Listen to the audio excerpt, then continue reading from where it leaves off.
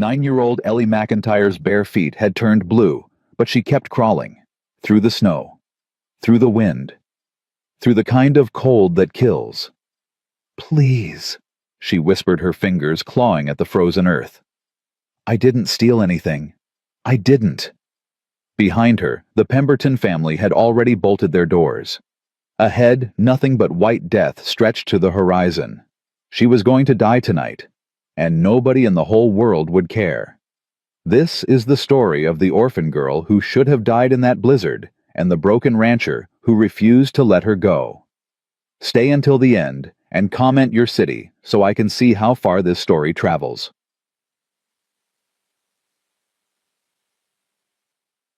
The slap came out of nowhere. Ellie hit the kitchen floor hard. Blood filled her mouth. She'd bitten clean through her tongue. "Where is it?" Mrs. Pemberton stood over her hand, raised for another strike. "My ring. Where'd you hide it?" "I didn't take nothing, ma'am." Ellie scrambled backward until her spine hit the wall. "I swear on my mama's grave I never—" "Liar." The second slap split her lip. 3 years. Mrs. Pemberton's voice shook with rage. 3 years I fed you, clothed you, kept you out of the gutter, and you steal from me. I didn't. Ellie tasted copper. "I wouldn't never." Heavy footsteps. Mr. Pemberton filled the doorway, blocking out the light. He was a big man, mean eyes, meaner hands. "She confess." "Lying through her teeth. I saw her sneaking out of our bedroom this morning." "I was changing the sheets." Ellie's voice cracked. "You told me to, ma'am. That's all I done." Pemberton crossed his arms. "Search her room." "Already did. Nothing there." "Why?" Mrs. Pemberton's lips twisted. "Probably buried it somewhere, planning to dig it up later and run." "I didn't steal nothing." Ellie was crying now, couldn't help it. "Please, Mr. Pemberton. 3 years I worked for you. I never took a crumb that wasn't given. Ask anybody." "Ain't nobody to ask." He stepped closer. Ellie pressed herself flatter against the wall. "You got no people, girl. No family. No friends. Just your word against my wife's." He smiled, and it was the coldest thing Ellie had ever seen. "Who you think folks gonna believe?" Ellie knew. She'd always known.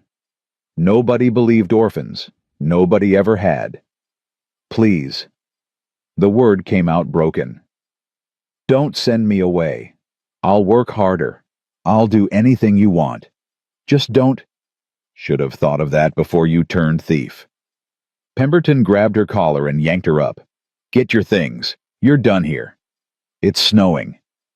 Ellie dug her heels in, but he was too strong. "Mr. Pemberton, there's a blizzard coming. The men said—" "Should have thought of that too." He threw open the back door. The cold hit her like a fist. Wind screamed into the kitchen, carrying snow that stung like needles. Ellie couldn't breathe, couldn't think. 5 minutes, Pemberton said. "Get your things or go without 'em." Ellie ran.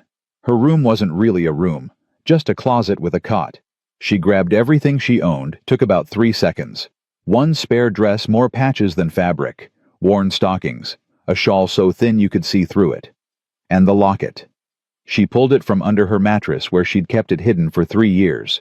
Silver, tarnished and old, with 2 letters scratched on the back, VA. Inside was a picture of a woman. Dark hair, sad eyes. Beautiful. Ellie didn't know who she was. Her mama, maybe. Or maybe not. She didn't know anything about where she came from. But somebody had given her this locket. Somebody had loved her once, even if she couldn't remember it. She pressed it to her lips. "I'm sorry, Mama," she whispered. "I tried to be good. I really tried." "Time's up." Ellie fastened the chain around her neck and walked back to face whatever came next. Mrs. Pemberton shoved a bundle at her. "Bread and cheese, more than you deserve." Ellie took it. Didn't say thank you. Didn't see the point. "Hold on!" Pemberton grabbed her arm, spun her around. His hands patted down her dress, rough and careless. They stopped at her chest. "What's this?" "It's mine." Ellie's hand flew to the locket. "Please, it's all I got. It was my mama's." He yanked the chain. The clasp bit into her neck, then broke. The locket dangled from his thick fingers. Nice silver. He turned it over, saw the initials. Something changed in his face. Something Ellie didn't understand. VA, huh? Please give it back. Tears streamed down her cheeks. Please, Mr. Pemberton. It's the only thing I got of her. Please. He studied the picture inside. That strange look again, like he was doing math in his head. Tell you what. He pocketed the locket. I'll keep this as payment for what you stole. We're square now. But I didn't. Get out. Mrs. Pemberton opened the back door again. The storm had gotten worse. Ellie couldn't see past the porch. Go on, for I have him fetch his rifle. Ellie looked at them. These people who'd worked her like a dog for 3 years. Fed her scraps. Beat her when they felt like it. Never once said a kind word. She wanted to scream. Wanted to fight. Wanted to tell them they were monsters and God would punish them for what they'd done. Instead, she walked out into the snow. The door slammed behind her. She heard the bolt slide home. And just like that, Eleanor McIntyre was alone in the world. She started humming. It was something she did when she was scared. An old habit far back as she could remember. Some tune she'd known before she knew anything else. It didn't have words, just notes. Rising and falling, soft as breath. The humming helped her walk. One foot, then the other. The snow was up to her knees already, and the wind cut through her dress like it wasn't there. Her feet went numb first, then her hands, then everything. But she kept humming. Just get to town, she told herself. 3 miles. You walked further than that lots of times. Except she couldn't see the road anymore. Everything was white. White above white, below white, all around. She could have been walking in circles. Could have been walking straight off a cliff. Hello, she called out. Anybody there? Help! The wind ate her voice. She fell. Got up. Fell again. Got up again. The 3rd time she fell, getting up was harder. Come on! Her voice was a croak. Come on, get up, get up. But her legs wouldn't work anymore. Her arms wouldn't push. Her body had decided it was done whether she agreed or not. Ellie lay in the snow staring up at the white sky. Strange thing was, she wasn't even cold anymore. She'd heard about that. Folks freezing to death, they stopped feeling it near the end. Got warm even. Peaceful. Mama, she whispered. Mama, are you there? No answer, just the wind. I'm coming to see you now. Ellie's eyes drifted closed. I'm coming. She was still humming when the darkness took her. Nathaniel Blackwood almost rode right past her. He was fighting his way home through the worst blizzard he'd seen in 20 years, cursing himself for a fool. Should have stayed put when the sky turned ugly. Should have trusted his gut instead of worrying about a few head of cattle.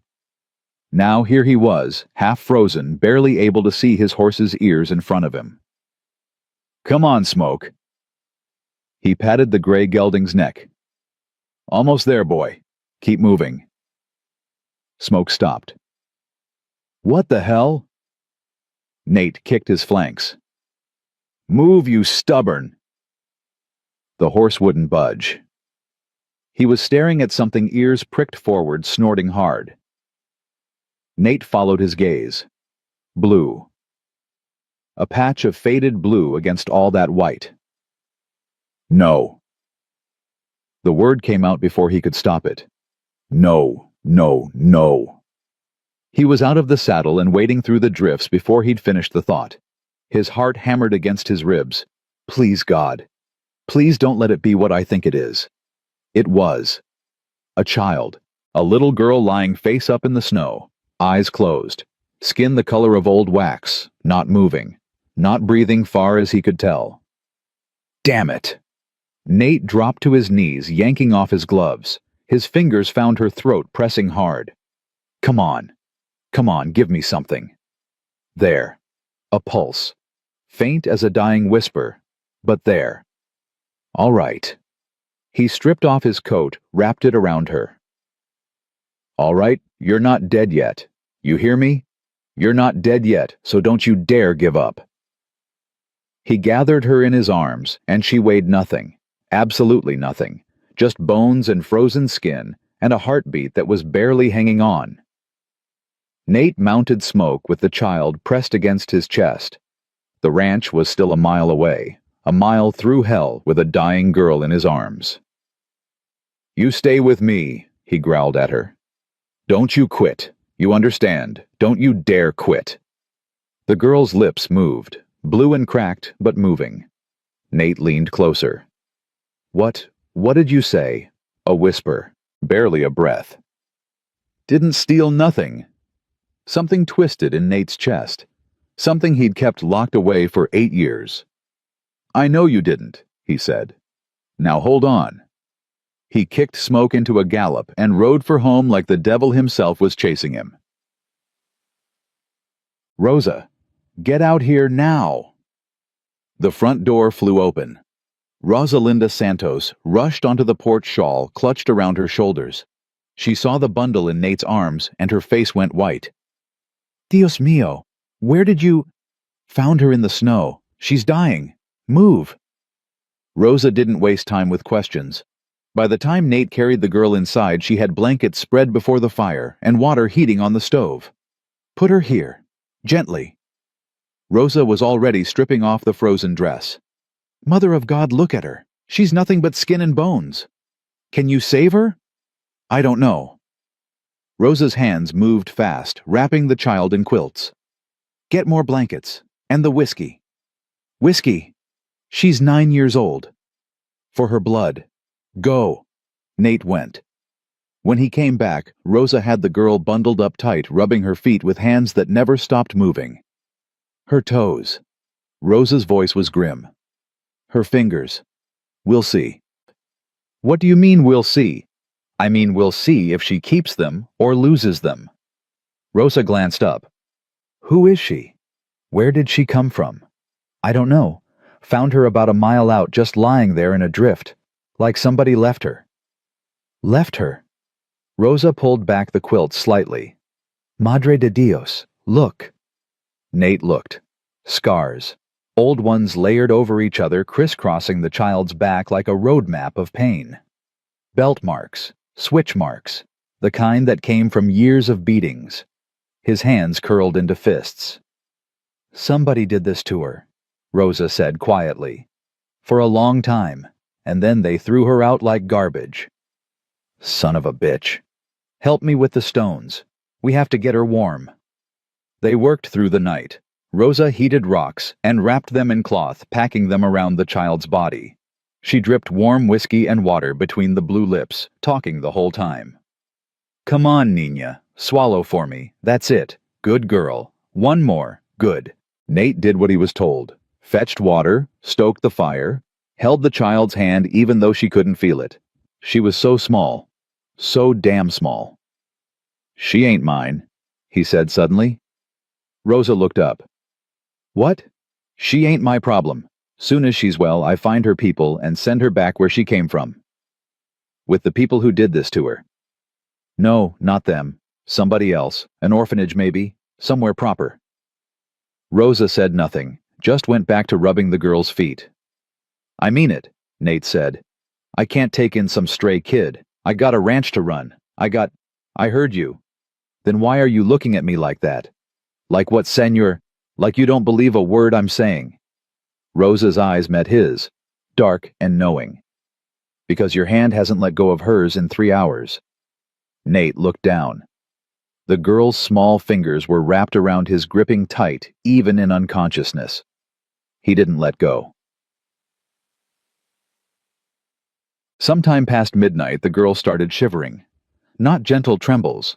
Violent convulsions that shook her whole body, chattering her teeth so hard Nate thought they might crack.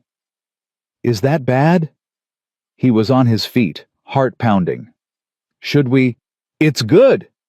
Rosa's voice held something it hadn't before. Hope. "Her body is fighting. The blood is moving again." "She's having a fit." "She's warming up. Hold her. Keep her still." Nate gathered the girl against his chest, trying to steady her through the shaking. She was so light, so fragile, like holding a baby bird. "That's it," he murmured. "That's it. Keep fighting. Don't give up on me." The shivering went on for hours. Rosa kept working, kept checking, kept praying in Spanish under her breath. Nate kept holding, kept talking, kept willing this child he didn't even know to stay alive. Near dawn, the shivering stopped. Nate's heart seized. "Rosa." "Wait." The girl's eyes opened. Green. Bright spring green startling against her pale face. They looked up at Nate with confusion, with fear, with something else he couldn't name. "You're safe," he said. His voice came out rough. "You're at my ranch. You're safe now." Her cracked lips moved. "What?" He leaned closer. "What is it?" "He took my locket." Then her eyes closed again, and she was gone. "What locket?" Nate looked at Rosa. "What's she talking about?" "I don't know, but she's alive." Rosa crossed herself. "That's enough for now." The girl drifted for 2 days, in and out of sleep, in and out of fever dreams. Sometimes she'd cry out names Nate didn't recognize, words that made no sense. Once she screamed so loud it brought him running from the barn, convinced she was dying. She wasn't dying, just dreaming. Rosa barely left her side. Nate found himself checking every hour, standing in the doorway like some kind of fool, watching the small figure lost in that big bed. "She'll live," Rosa told him on the second night. "Her fingers are saved. Her toes, too. Good. She's a fighter, this one." "Yeah." Nate stared at the sleeping child. "What happens when she wakes up proper? What do I do with her?" "What do you want to do with her?" "Send her somewhere safe. Find her people. And if her people are the ones who hurt her." Nate didn't answer. He already knew. Whoever had scarred that child's back wasn't getting anywhere near her again. Not while he was breathing. On the third morning, Rosa found him in his study. "She's awake, asking for you." "For me? She doesn't know me." "She knows you saved her life." Rosa's expression was soft. "Go, she's scared." The girl was sitting up when Nate walked in, propped against pillows that dwarfed her hair, washed and brushed, looking even younger in the daylight. Those green eyes fixed on him immediately. "You're the man," she said, hoarse but steady. "You found me." "That's right." He stayed by the door, not wanting to crowd her. "Name's Nathaniel Blackwood. Folks call me Nate. I'm Ellie, Eleanor McIntyre." A pause. "But everybody just calls me Ellie." "Ellie." He tried out the name. "How you feeling?" "Better. I thought I was dead." "You almost were." "I know." No tears, no trembling. Just that too steady voice that didn't belong to a 9-year-old. "I was ready for it. Figured I'd get to see my mama." Nate's chest tightened. "Your mama?" "She's dead. Died when I was born. I don't remember her." Ellie's hand went to her collarbone, searching for something that wasn't there. "But I had her picture, in a locket. Mr. Pemberton took it." Pemberton. The name landed like a stone. "That, who you were living with?" Ellie's face changed. The steadiness cracked. "Please don't send me back. Please, Mr. Blackwood. I didn't steal nothing. I know that's what they said, but I didn't. Mrs. Pemberton's ring just went missing, and she blamed me, but I never touched it, I swear." "Ellie, I'll work hard. I'll do whatever you want. I can cook and clean and tend animals and—" "Ellie." Nate stepped forward, then stopped when she flinched. "Nobody's sending you anywhere." She stared at him, waiting for the catch. "Not until you're well," he said. "And not unless you want to go." "All right." "Why?" "Why what?" "Why are you being nice to me?" Her eyes were too old, too knowing. "You don't know me. I ain't nothing to you." "Because I can't watch another child die. Because you grabbed my hand in your sleep and wouldn't let go. Because something about you reminds me of everything I lost. Because it's the right thing to do," he said instead. Now tell me what happened, all of it. Ellie told him. She told him about the farmer who'd raised her until she was 6, who'd sold her to the Pembertons for $20 cash. She told him about 3 years of scrubbing floors and hauling water and being treated worse than the family dog. She told him about the beatings when she didn't work fast enough, the meals she went without when Mrs. Pemberton was feeling spiteful. She told him about the ring, the accusation, the blizzard, and she told him about the locket. It's all I have. Her voice finally broke. The only thing that was ever really mine. And he took it. He saw the initials and something changed in his face. Like he recognized them. Like they meant something. What initials? VA on the back. I don't know what they stand for, but the picture inside. Ellie wiped her eyes with the back of her hand. She was pretty. Sad, but pretty. I used to look at her every night before I went to sleep. Pretend she was my mama. Pretend she was watching over me. Nate's mind was working. VA. A silver locket. Pemberton's reaction when he saw it. This child had a story. And he had a feeling it was bigger than anyone knew. Ellie, how'd you end up with that farmer in the first place before the Pembertons? Don't know. Been with him far back as I remember. He said somebody paid him to take me when I was a baby. Never told me who. And nobody ever came looking. No, sir. Ellie's voice went small. Nobody ever wanted me. The words hit Nate like a punch to the gut. He thought about Benjamin, his boy, 5 years old with Sarah's smile and Nate's stubborn streak. They'd wanted him so bad it hurt, loved him so fierce it nearly killed them when the fever took him. Some children were wanted so much their parents couldn't survive losing them. And some children were thrown away like they were nothing. It wasn't fair. It wasn't right. It wasn't anything close to just Ellie. He crossed to the bed and knelt beside it, putting himself at her eye level. You listening to me? She nodded. You're staying here. Long as you need to.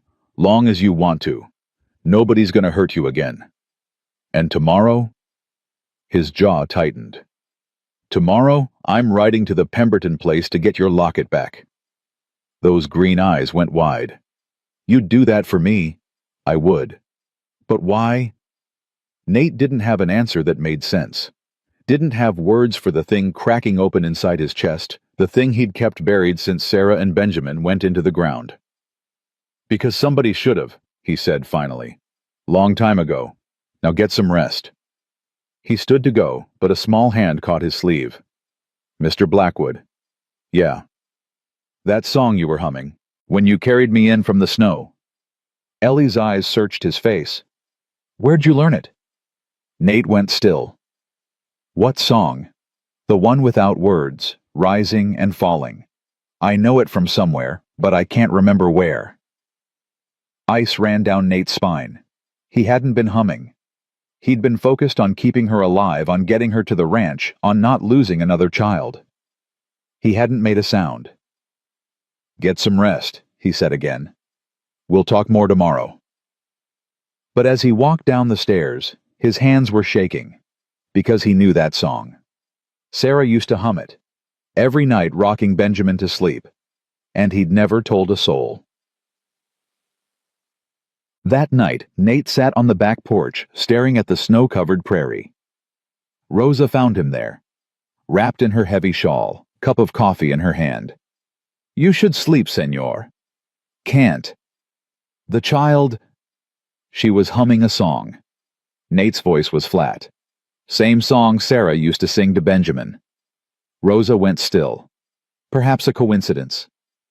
Maybe. Or maybe... He shook his head. I don't know. I don't know anything anymore. What will you do? Get her locket back. Find out what Pemberton knows about where she came from. Nate's hands curled into fists. And make damn sure nobody hurts her again. And after, when she is well... Silence stretched between them. She stays, Nate said finally. God help me. She stays. Rosa nodded, no surprise. Like she'd known all along. You are a good man, Nathaniel Blackwood. I'm not. You are, even if you don't believe it. She touched his arm.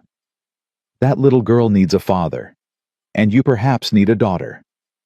Nate said nothing, but when Rosa went inside, he stayed on that porch for a long time, watching the snow fall and thinking about second chances. Inside the house, Ellie slept without nightmares for the first time in 3 years. She didn't know that her life had changed forever. She didn't know that the man who'd pulled her from the snow was about to become her fiercest protector. She didn't know that her locket held secrets that would shake the foundations of everything she believed about herself. All she knew was that someone had come for her. Someone had carried her through the storm. Someone had said she could stay. For the first time in her 9 years of life, Eleanor McIntyre fell asleep feeling something she'd never felt before. Safe. Nate was saddling smoke before the sun cleared the mountains. Rosa found him in the barn, breath fogging in the cold air. She had that look on her face, the one that meant she was about to say something he didn't want to hear. You're going alone. Yep. That is foolish. Probably. Nate tightened the cinch. But it's between me and Pemberton. Don't need to involve anyone else. And if he has men, if he decides to make trouble, then I'll make trouble back. Nate checked his rifle, slid it into the scabbard. Keep an eye on the girl. Don't let her out of your sight. She asked for you this morning. Wanted to know where you were. Nate paused, hand on the saddle horn. What did you tell her? That you had business to attend to. She got very quiet after that. Rosa stepped closer. She thinks you're leaving, that you've changed your mind about letting her stay. I haven't changed my mind. Then perhaps you should tell her that, before you go. Nate wanted to argue, wanted to say he didn't have time, that Pemberton might decide to skip town if he waited too long. But Rosa was right. She usually was. He found Ellie in the kitchen pushing eggs around her plate like they'd done something to offend her. She looked up when he walked in, and her face went through about 6 different emotions before settling on careful blankness. Morning, Nate said. Morning, sir. You don't have to call me sir. Nate's fine. Yes, sir. A pause. I mean yes. Nate. He pulled out a chair and sat across from her. She was watching him like a rabbit watches a hawk, ready to bolt at the first sign of danger. Rosa says you think I'm leaving. Ellie's jaw tightened.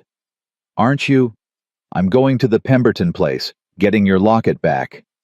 Those green eyes went wide. You meant that I thought maybe you were just saying it, to make me feel better. I don't say things I don't mean. Nate held her gaze. I'll be back before dark. Rosa's gonna look after you while I'm gone. You need anything, you ask her. What if... Ellie stopped, started again. What if Mr. Pemberton won't give it back? Then I'll convince him. He's mean. He's got a temper. So do I. Something flickered across Ellie's face. Not quite a smile, but close. You don't seem like a mean man to me. I'm not. Not to folks who deserve kindness. Nate stood. But to men who hurt children and steal what ain't theirs, I can be plenty mean when I need to be. He was halfway to the door when her voice stopped him. Mr. Nate. He turned. Yeah.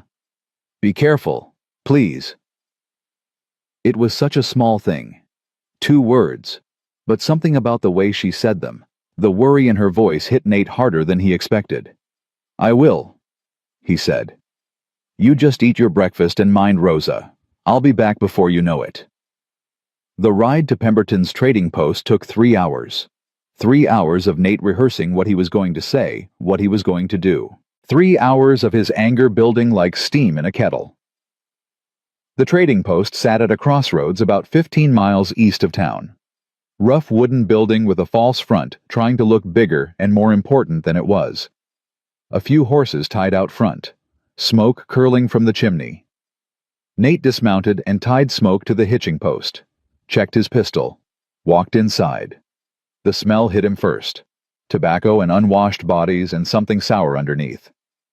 A handful of men were scattered around the room nursing drinks or playing cards. They looked up when Nate entered. Sized him up, went back to their business. Cornelius Pemberton stood behind the counter tallying figures in a ledger. He was a big man running to fat with small eyes that reminded Nate of a pig. "Help you." Pemberton didn't look up from his numbers. "You know who I am." Now Pemberton looked up. His eyes narrowed. "Blackwood. Got that spread up north?" "That's right. I found something of yours 3 days ago. Out in the snow." "That's so." Pemberton's expression didn't change, but his hand drifted below the counter. "Probably had a shotgun down there." "Can't think what that might be." "A child. Little girl about 9 years old. Dark red hair, green eyes. Ring any bells?" The men at the card table had stopped playing. The room had gone very quiet. "Don't know what you're talking about." Pemberton's voice was flat. "Must have me confused with somebody else." "Her name's Ellie. Eleanor McIntyre. She says she lived here for 3 years. Says your wife accused her of stealing, and you threw her out into a blizzard to die. Girl's a liar and a thief. Whatever she told you, it ain't true." Nate stepped closer to the counter. "She also says you took something from her. A locket. Silver with the initials VA on the back." Something flickered in Pemberton's eyes. Fear, greed. Both. "I want it back," Nate said. "Can't give back what I don't have." "That's interesting, because Ellie says you put it in your pocket right before you threw her out. She was pretty clear about that. Like I said, the girl's a liar, got a wild imagination."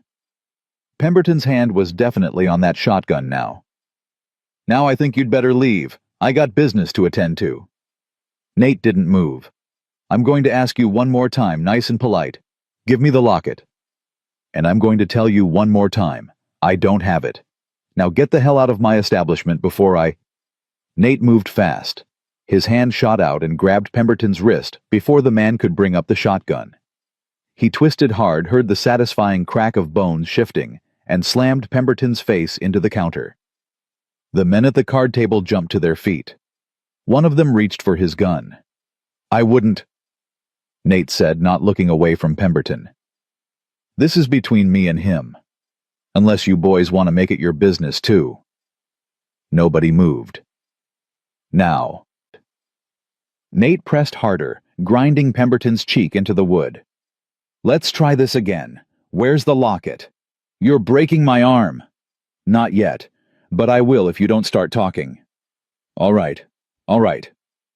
Pemberton's voice was muffled, panicked. "It's in my pocket. Left side. Take it. Just let me go."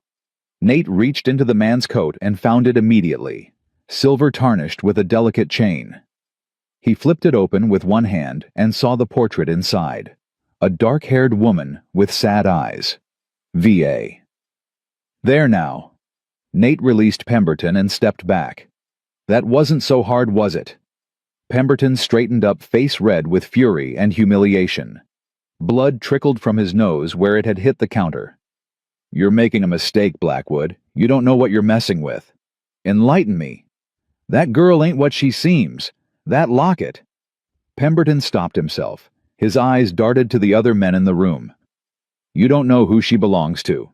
She belongs to herself. And now she's under my protection." Nate pocketed the locket. "If I ever see you anywhere near my ranch, if I hear you've been asking about her or spreading lies, I'll come back here and finish what I started." "We clear?" Pemberton said nothing, just glared with those pig eyes full of hate. "I asked if we're clear." "Crystal." "Good." Nate tipped his hat to the silent men at the card table. "Gentlemen, sorry to interrupt your game." He walked out without looking back. But as he mounted smoke and turned toward home, Pemberton's words kept echoing in his head. "You don't know who she belongs to." What the hell did that mean? The ride home was faster than the ride out. Nate pushed smoke hard, that locket burning a hole in his pocket. He kept thinking about the initials. VA, about Pemberton's face when he'd mentioned them, about the fear underneath the man's bluster. There was a story here, a secret. And somehow that little girl sleeping in his guest room was at the center of it. Rosa met him in the yard, relief plain on her face. "You're back, and in one piece." "Told you I would be." Nate dismounted and handed her Smoke's reins. Where's Ellie? In the kitchen. She's been watching the window all day. Rosa's eyes searched his face. Did you get it? The locket. Nate pulled it from his pocket. Rosa crossed herself. Gracias a Dios. Go. Give it to her. She needs to see that you kept your word. He found Ellie exactly where Rosa said she'd be, sitting at the kitchen table staring out the window, hands folded tight in her lap. She turned when she heard his footsteps, and her whole body tensed. You came back. Said I would. I know, but... She stopped, swallowed hard. People don't always do what they say they will, in my experience. Nate crossed to the table and sat down across from her. Close your eyes. What? Close your eyes, and hold out your hand. Ellie looked suspicious, but she did it. Nate took her hand so small, so thin, and placed the locket in her palm. Now open them. She opened her eyes, looked down, and burst into tears. My locket. She clutched it to her chest, sobbing. You got it back. You really got it back. Told you I would. But how Mr. Pemberton wouldn't have just given it to you. He wanted it. I could tell by the way he looked at it. Let's just say we had a conversation. Nate watched her open the locket, stare at the portrait inside. That your mama? I don't know. I always pretended she was. Ellie traced the woman's face with her finger. She looks kind, doesn't she? Like maybe she would have loved me. If she'd lived. I'm sure she did love you. You can't know that. No. But I know somebody gave you that locket. Somebody put it around your neck when you were too young to remember. That means somebody cared. Ellie was quiet for a long moment. Then she looked up at him with those two old eyes. Mr. Pemberton said something, didn't he? When you took it back, I can see it in your face. Smart kid. Too smart by half. He said I didn't know who you belonged to. Nate kept his voice careful. You have any idea what that means? No, sir. But something flickered in her expression. Uncertainty. I don't know nothing about where I came from, just that somebody paid the farmer to take me when I was a baby. Somebody with money. I guess so. The farmer, his name was Hiram Poole. He always said I'd been left on his doorstep with a bag of gold coins and a note that said, take care of her. Ellie shrugged. I don't know if that's true or if he just made it up. What happened to the note? He burned it. Said it was safer that way. Her voice turned bitter. Then he sold me to the Pembertons when the money ran out. So much for taking care of me. Nate filed that information away. A bag of gold coins. A note. Somebody had gone to a lot of trouble to hide this child. The question was why. Ellie, I want you to think hard. Did Pemberton ever say anything about your locket before the day he took it? No, I kept it hidden, never showed it to anybody. She frowned. But he looked at it strange when he took it, like he'd seen it before, or like he recognized it. The initials, VA. Do they mean anything to you? I've thought about it 100 times. Victoria, Virginia, Vanessa. Ellie shook her head. Could be any name. Could be none of them. What about Ashworth? The word just came out. Nate didn't even know why he said it. Something about the locket, the portrait, the quality of the silver. It looked expensive. Old money expensive. And Ashworth was the biggest old money name in these parts. Ellie went pale. Why'd you say that name? I don't know. Does it mean something to you? No, but... She shivered. It feels like it should, like I've heard it before somewhere far back. The Ashworths are a family out of Boston, rich, powerful. They had a daughter about 20 years ago who disappeared. Nate was reaching now, pulling threads from half-remembered gossip. Scandal of some kind. I don't know the details. You think I'm connected to them? I don't know what I think, but I aim to find out. Ellie was quiet, staring at the locket. Then she looked up. What if you find out something bad? What if my mama was, I don't know, a criminal or something? What if I'm nobody? You're not nobody. Nate's voice came out fiercer than he intended. You're Ellie McIntyre. You're the girl who survived 3 years of hell and walked through a blizzard and didn't give up. That's somebody. That's more than somebody. Tears spilled down her cheeks again. Nobody's ever said anything like that to me before. Then nobody was paying attention. Rosa appeared in the doorway, taking in the scene with knowing eyes. Dinner is almost ready. Ellie, would you like to help me set the table? Yes, ma'am. Ellie wiped her face and stood, but she paused beside Nate's chair. Thank you, for getting my locket back. For everything. You're welcome. She hesitated, then leaned down and kissed his cheek. Quick and light like a butterfly landing. Then she was gone, following Rosa to the dining room. Nate sat alone in the kitchen for a long moment, his hand touching the place where her lips had been. Damn it! He'd told himself he wasn't going to get attached. Told himself this was temporary. The kid would heal up, he'd find her somewhere proper to go, and everything would go back to normal. But it was too late for that. He knew it now. That little girl had gotten under his skin, into his heart, and he had no idea what to do about it. Over the next few days, life at Blackwood Ranch settled into something Nate hadn't felt in 8 years. A routine. Ellie woke early before the sun sometimes. Rosa tried to get her to sleep longer, but the girl seemed physically incapable of staying in bed past dawn. Old habit, she said. The Pembertons expected her working before sunup. You don't have to work here, Nate told her over breakfast one morning. I know, but I want to. Ellie pushed her hair out of her face. I don't like sitting around doing nothing. Makes me feel useless. You're 9 years old. You're supposed to sit around doing nothing. That's what being a kid means. Ellie looked at him like he was speaking a foreign language. I've never been a kid. Not really. The words hit Nate like a slap. He thought about Benjamin at 9, or what Benjamin would have been like at 9 if he'd lived.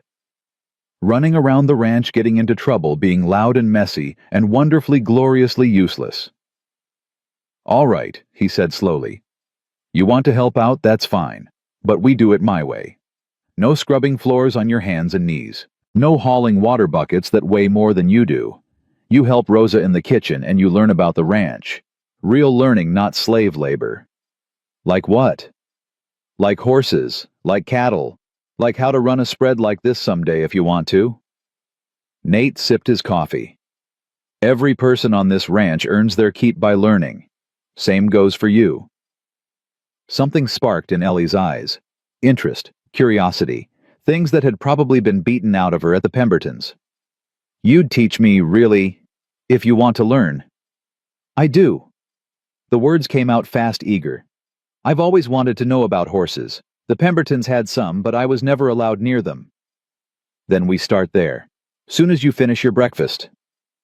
Ellie finished her eggs in record time. An hour later, they were standing in the barn. The smell of hay and horse and leather surrounded them. Ellie's eyes were huge as she took it all in. This is Smoke, Nate said, leading her to his gelding stall. He's the one who found you in the snow. Ellie reached out tentatively, then pulled her hand back. Can I touch him? Hold your hand out flat. Let him sniff you first. Horses like to know who they're dealing with. She did as she was told, staying very still while Smoke stretched his neck forward and blew warm air across her palm. Then he nudged her gently, looking for treats. He likes me. Wonder filled her voice. He's got good taste. Nate pulled a sugar cube from his pocket. Hold your hand flat like this. Let him take it from you. Ellie giggled as Smoke's soft lips brushed her palm. It tickles. Now this one. Nate moved to the next stall where a gentle chestnut mare dozed in the morning light. This is Penny. She's sweet as they come. Good for beginners. Could I ride her someday? That's the plan. But first, you need to learn how to care for her. Feeding, grooming, cleaning hooves. You take care of the horse takes care of you. That's how it works. For the next hour, Nate showed Ellie the basics. How to brush a horse's coat until it gleamed. How to check for stones in the hooves. How to measure out feed. Ellie absorbed everything like a sponge, asking questions that showed she was actually listening. You're a natural, Nate told her as they walked back to the house for lunch. Really? You're not just saying that. I don't just say things. You've got good instincts with animals. They can tell when somebody's genuine. Ellie was quiet for a moment. Then she said, Animals were the only ones who were nice to me. At the Pembertons. They had a mean old hound that bit everybody else. But he never bit me. Used to let me sleep next to him on cold nights. What was his name? Didn't have one. They just called him Dog. Her voice went hard. I hated that. Everything deserves a name. You're right, everything does. They'd almost reached the house when Ellie stopped walking. Mr. Nate? He turned. Yeah? Why are you doing all this? Teaching me things, letting me stay. You don't have to. We've been over this. I know. But... She struggled for words. Most folks, when they do something nice, they want something back. That's how it works. So what do you want? Nate crouched down to her level. You want the truth? She nodded. 8 years ago, I had a son. His name was Benjamin. He died when he was 5 years old. Scarlet fever. Nate kept his voice steady, though it cost him. After that, I closed myself off. Didn't want to care about anybody or anything. Figured if I didn't care, I couldn't get hurt again. But then I found you. Half dead in the snow. And something happened. He searched for the right words. It was like God was giving me a second chance. To help somebody. To matter to somebody. Does that make sense? I think so. Ellie's eyes were wet. You lost a son. I lost a mama. Maybe that's why you found me. Maybe we're supposed to help each other. Maybe. I'm sorry about Benjamin. I bet he was a good boy. He was. Nate's throat tightened. Best boy in the world. They stood there for a long moment, the winter wind swirling around them. Then Ellie did something she hadn't done before. She stepped forward and wrapped her arms around Nate's waist. Thank you, she whispered, for everything. Nate hugged her back, carefully, like she might break. Come on, he said when she finally let go. Rosa's gonna skin us both if we're late for lunch. Over the next week, Ellie blossomed. There was no other word for it. She was still thin, still wary, still prone to flinching at loud noises. But slowly, piece by piece, she was coming back to life. Rosa taught her to make tortillas and empanadas, filling the kitchen with the smell of warm dough and spices. Ellie proved to be a quick study, though she had a tendency to eat as much as she made. You'll get fat if you keep sneaking bites, Rosa teased. Don't care. Never had enough food before. Gonna make up for it now. You'll make yourself sick. Worth it. Rosa laughed a sound Nate hadn't heard in years. You are impossible, Nina. Thank you. In the afternoons, Nate taught Ellie about the ranch. They walked the property together, checking fences and counting cattle. Ellie asked a million questions about everything. How did you know when a cow was pregnant? Why did some horses have different markings? What happened to the beef after it was sold? You're going to know more about ranching than me by the time you're 12, Nate told her. Good. Then you can retire and I'll run everything. That's so. Somebody's got to keep this place going. You're getting old. I'm 44. Like I said, old. Nate found himself laughing more than he had in years. The house that had been so silent, so empty, was now filled with noise. Ellie's chatter, Rosa's singing, the clatter of dishes and the creak of floorboards, and all the small sounds that meant life. But underneath the warmth, a shadow lingered. Nate couldn't stop thinking about the locket, about Pemberton's words, about the mystery of where Ellie had come from. One evening, after Ellie had gone to bed, he sat in his study with a glass of whiskey and the locket in his hand. Rosa found him there, staring at the portrait inside. You are thinking too hard again, senor. Can't help it. Something about this doesn't add up. What do you mean? Look at this locket. Nate held it up to the lamplight. This isn't cheap jewelry. This is real silver. Old. Valuable. And the portrait that's not some farmer's wife. Look at her clothes, her hair. This woman had money. So how does a baby with an expensive locket end up with a dirt-poor farmer in the middle of nowhere who gave that farmer gold coins to take care of her? And why did Pemberton recognize the initials? Rosa was quiet for a moment. Then she said, "You think Ellie comes from a wealthy family. I think somebody went to a lot of trouble to hide her. And I think that somebody might still be out there, might still be looking for her. Is that good or bad? I don't know." Nate closed the locket. "That's what worries me." He didn't tell Ellie about his suspicions. Not yet. She was just starting to feel safe, just starting to trust. He didn't want to upset that by filling her head with maybes and what-ifs. But he started asking questions, quietly, carefully. He rode into town and talked to old-timers who'd been around for decades. Asked about the Ashworth family, about scandals from 20 years ago, about babies who'd disappeared. Most folks didn't know anything, but one man, a retired doctor named Henderson, gave him a long, careful look. "Why you asking about the Ashworths' Blackwood?" "Just curious." "Nobody's just curious about that family. They've got a long reach and a longer memory." Henderson lowered his voice. "There was a daughter, Victoria. She was the youngest. Pretty thing but wild. Got mixed up with some cowboy, nobody important, and next thing anyone knew, she was gone." "Gone where?"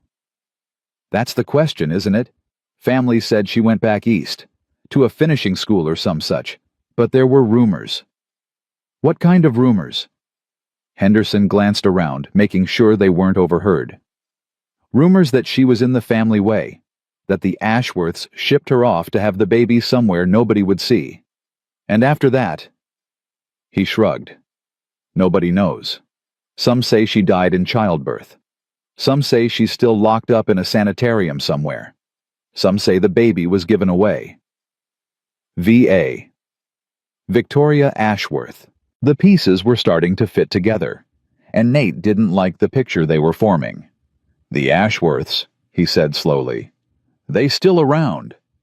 The old man died a few years back, but the sons, there are two of them. They run the family business now. Mining, railroads, banking. They've got money, power, and more lawyers than God."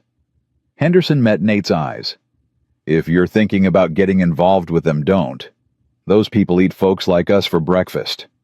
I appreciate the warning. You're not going to listen to it, are you?" "Probably not." Henderson shook his head. "Then God help you, Blackwood, because you're going to need it." That night, Nate sat on the back porch despite the cold turning the locket over in his hands. Victoria Ashworth. If Ellie was her daughter, then she had blood relatives. Wealthy, powerful relatives who might have been looking for her all this time. Or, and this was the part that kept Nate up at night, relatives who had paid to make her disappear. The door opened behind him. Small footsteps crossed the porch. "You should be in bed," Nate said without turning around. "Couldn't sleep." Ellie sat down beside him, wrapped in a blanket Rosa had given her. "Bad dreams." "About what?" "The blizzard. Being cold. Being alone." She pulled the blanket tighter. "I keep dreaming I'm back there, and nobody comes, and I die." "You didn't die." "I know. But in the dream I do." Her voice was small. "I wake up and for a second, I forget where I am. I think I'm still at the Pembertons, or still in the snow, and I have to look around and remind myself I'm safe." Nate was quiet for a moment. Then he said, "I have dreams like that too." "You do? About Benjamin, about Sarah, about the night they died." He stared out at the moonlit snow. "I dream I'm holding my boy trying to make the fever break, and nothing works. I dream my wife is calling for me, and I can't reach her. I dream they're both standing at the end of a long road walking away, and no matter how fast I run, I can't catch up." "Does it ever stop the dreams?" "Not yet, but it gets easier. Or maybe you just get stronger." Ellie was quiet for a long moment. Then she said, "Mr. Nate." "Yeah." "If something happens, if somebody comes to take me away, would you fight for me?" Like really fight. Nate turned to look at her. Her face was pale in the moonlight, her eyes huge and worried. What makes you think somebody might come for you? I don't know. Just a feeling. She shivered. Mrs. Pemberton used to say I was more trouble than I was worth. That somebody would come looking someday and I'd get what was coming to me. I didn't know what she meant, but it scared me. Nobody's taking you anywhere. Nate's voice came out harder than he intended. You hear me? You're under my protection now. That means something. Promise? I promise, and I don't break my promises. Ellie leaned against his shoulder, and Nate let her. They sat together in the cold, watching their breath make clouds in the moonlight, and neither of them spoke for a long time. Finally, Ellie's eyes drifted closed. Nate carried her back to bed, tucked the blankets around her, stood in the doorway for a moment, watching her sleep. She looked peaceful, young, innocent. She didn't know that somewhere out there, powerful people might be looking for her. She didn't know that her locket might be the key to everything. She didn't know that the life she was building here could be torn apart in an instant. And Nate wasn't going to let that happen. Whatever it took, whatever it cost. He'd promised to fight for her. And Nathaniel Blackwood always kept his promises. He closed the door softly and walked to his study where a bottle of whiskey and a long night of planning waited for him. The Ashworths might have money. They might have power. They might have lawyers and influence and a reach that stretched across the country. But Nate had something they didn't. He had something worth fighting for. And God help anyone who tried to take her away. The trouble came on a Tuesday morning 2 weeks after Nate had taken back the locket. He was teaching Ellie how to saddle Penny when the sound of hooves reached them, multiple horses coming fast. Nate's hand went to his hip before he remembered he'd left his pistol in the house. Stay here, he told Ellie. Don't come out until I say. But, do as I say. He walked out of the barn to find 3 riders pulling up in his yard. 2 men he didn't recognize, hard-faced types with the look of hired muscle, and 1 woman in a severe black dress that probably cost more than most folks made in a year. The woman dismounted without waiting for help. She was maybe 50, iron gray hair pulled back, tight lips, pressed into a thin line. Mr. Nathaniel Blackwood. That's me. Who's asking? My name is Miss Harriet Price. I represent the Children's Welfare Society of the Wyoming Territory. She pulled papers from her saddlebag.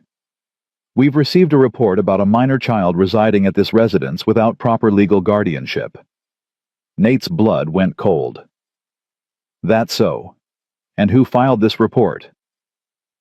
That information is confidential. What matters is that we investigate all claims of potential child endangerment. Endangerment. The word tasted like poison.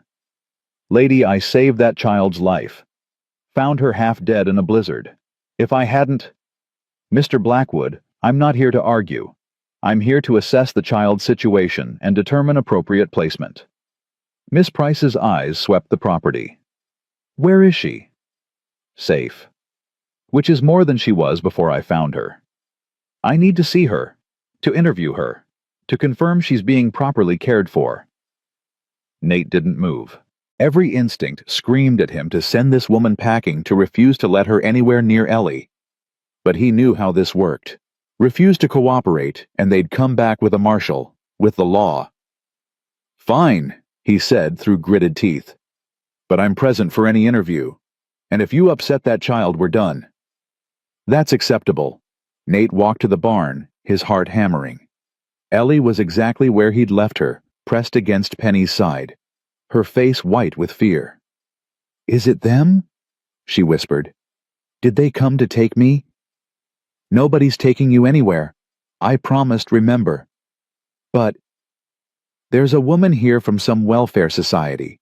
She wants to talk to you. Make sure you're being treated well. Nate crouched to her level. All you have to do is tell the truth. Can you do that? Ellie nodded, but her hands were shaking. I'm going to be right there the whole time. Nothing bad is going to happen. You promise. I promise. They walked back to the yard together, Ellie's hand gripping Nate's so tight it hurt. Miss Price studied the girl with cold, assessing eyes. "You must be Eleanor." "Ellie." The word came out barely above a whisper. "People call me Ellie." "Very well, Ellie. I have some questions for you. Would you like to go inside where it's warm?" Rosa had appeared on the porch, her expression thunderous. She said nothing as they filed into the kitchen, but her eyes promised violence if anyone tried to harm the child. Miss Price sat at the table and gestured for Ellie to sit across from her. Nate stood against the wall, arms crossed, watching every move. "Now, Ellie." Miss Price's voice softened slightly. "Can you tell me how you came to be living here?" Ellie looked at Nate. He nodded encouragingly. "Mr. Nate found me." Her voice was steadier now. "In the snow. I was dying, and he saved me." "And before that, where were you living?" "With the Pembertons, at their trading post." "Were the Pembertons your family?" "No, ma'am. They bought me." Miss Price's pen paused on her notepad. "Bought you. From a farmer named Hiram Poole. He said somebody paid him to raise me when I was a baby, but when the money ran out, he sold me to the Pembertons." Ellie's jaw tightened. "For $20. "I see. And how did you come to leave the Pembertons?" "They threw me out. Mrs. Pemberton said I stole her ring, but I didn't. I never stole nothing in my whole life." Ellie's voice cracked. "They threw me out into the blizzard with nothing but a bundle of bread and told me to go. I almost died." Miss Price wrote something in her notebook. "That's quite an accusation." "It's not an accusation. It's what happened." "Mr. Pemberton tells a different story. He says you ran away after being caught stealing." "Mr. Pemberton is a liar." Ellie's eyes flashed. "He also stole my locket. The only thing I had from my mama. Mr. Nate had to go get it back for me." "Is this true, Mr. Blackwood?" "Every word." Nate kept his voice level. "I rode to Pemberton's trading post myself. The man admitted he'd taken the locket. He also said some things that made me think there's more to Ellie's story than anybody knows." "What kind of things?" "He said I didn't know who she belonged to. Like somebody out there has a claim on her." Nate's jaw tightened. "If that's true, I want to know about it. But whoever they are, they sure as hell haven't been taking care of her for the past 9 years. Miss Price studied him for a long moment. Then she turned back to Ellie. "How are you being treated here, Ellie? Are you fed properly, clothed? Do you have a place to sleep?" "I have my own room." Wonder crept into Ellie's voice despite her fear. "With a real bed and blankets and everything. Rosa, she's Mr. Nate's housekeeper. She makes me 3 meals a day. She's teaching me to cook and sew. And Mr. Nate is teaching me about horses and ranching." "Do they hit you?" "What?" Ellie looked genuinely shocked. "No, nobody's ever hit me here. Mr. Nate would never—" "It's a standard question." Miss Price's tone was clinical. "I have to ask." "Well, the answer is no. This is the first place in my whole life where nobody's hurt me." Ellie's voice trembled. "Please don't take me away, please. I'll die if I have to go back to people like the Pembertons." "I have no intention of sending you back to the Pembertons." Miss Price closed her notebook. "But Mr. Blackwood, we do have a problem." "What kind of problem?" "You're a single man with no legal claim to this child. You're not a blood relative. You haven't filed adoption papers. In the eyes of the law, you're essentially holding her without authority. I'm protecting her. From the people who tried to kill her." "I believe you." For the first time, Miss Price's expression softened. "I've been doing this work for 20 years, Mr. Blackwood. I know a good situation when I see one. This child is healthier, happier, and safer than she's been in years. That's obvious." "Then what's the problem?" "The problem is that the law doesn't care about obvious. The law cares about paperwork. And right now you have none." She stood. "I'm going to file a report saying the child is in good care. But I have to be honest with you, if someone with a legal claim comes forward, there's nothing I can do." "Who would have a legal claim?" "Blood relatives, legal guardians, anyone who can prove a prior connection." Miss Price gathered her things. My advice, get a lawyer, file for legal adoption, and do it fast. After she left, Nate stood at the window, watching her ride away with her 2 guards. She's going to take me. Ellie's voice came from behind him, small and broken. I knew it. I knew this was too good to last. Nate turned. Ellie was standing in the kitchen doorway, tears streaming down her face. Rosa stood behind her, one hand on the girl's shoulder. Nobody's taking you, Nate said.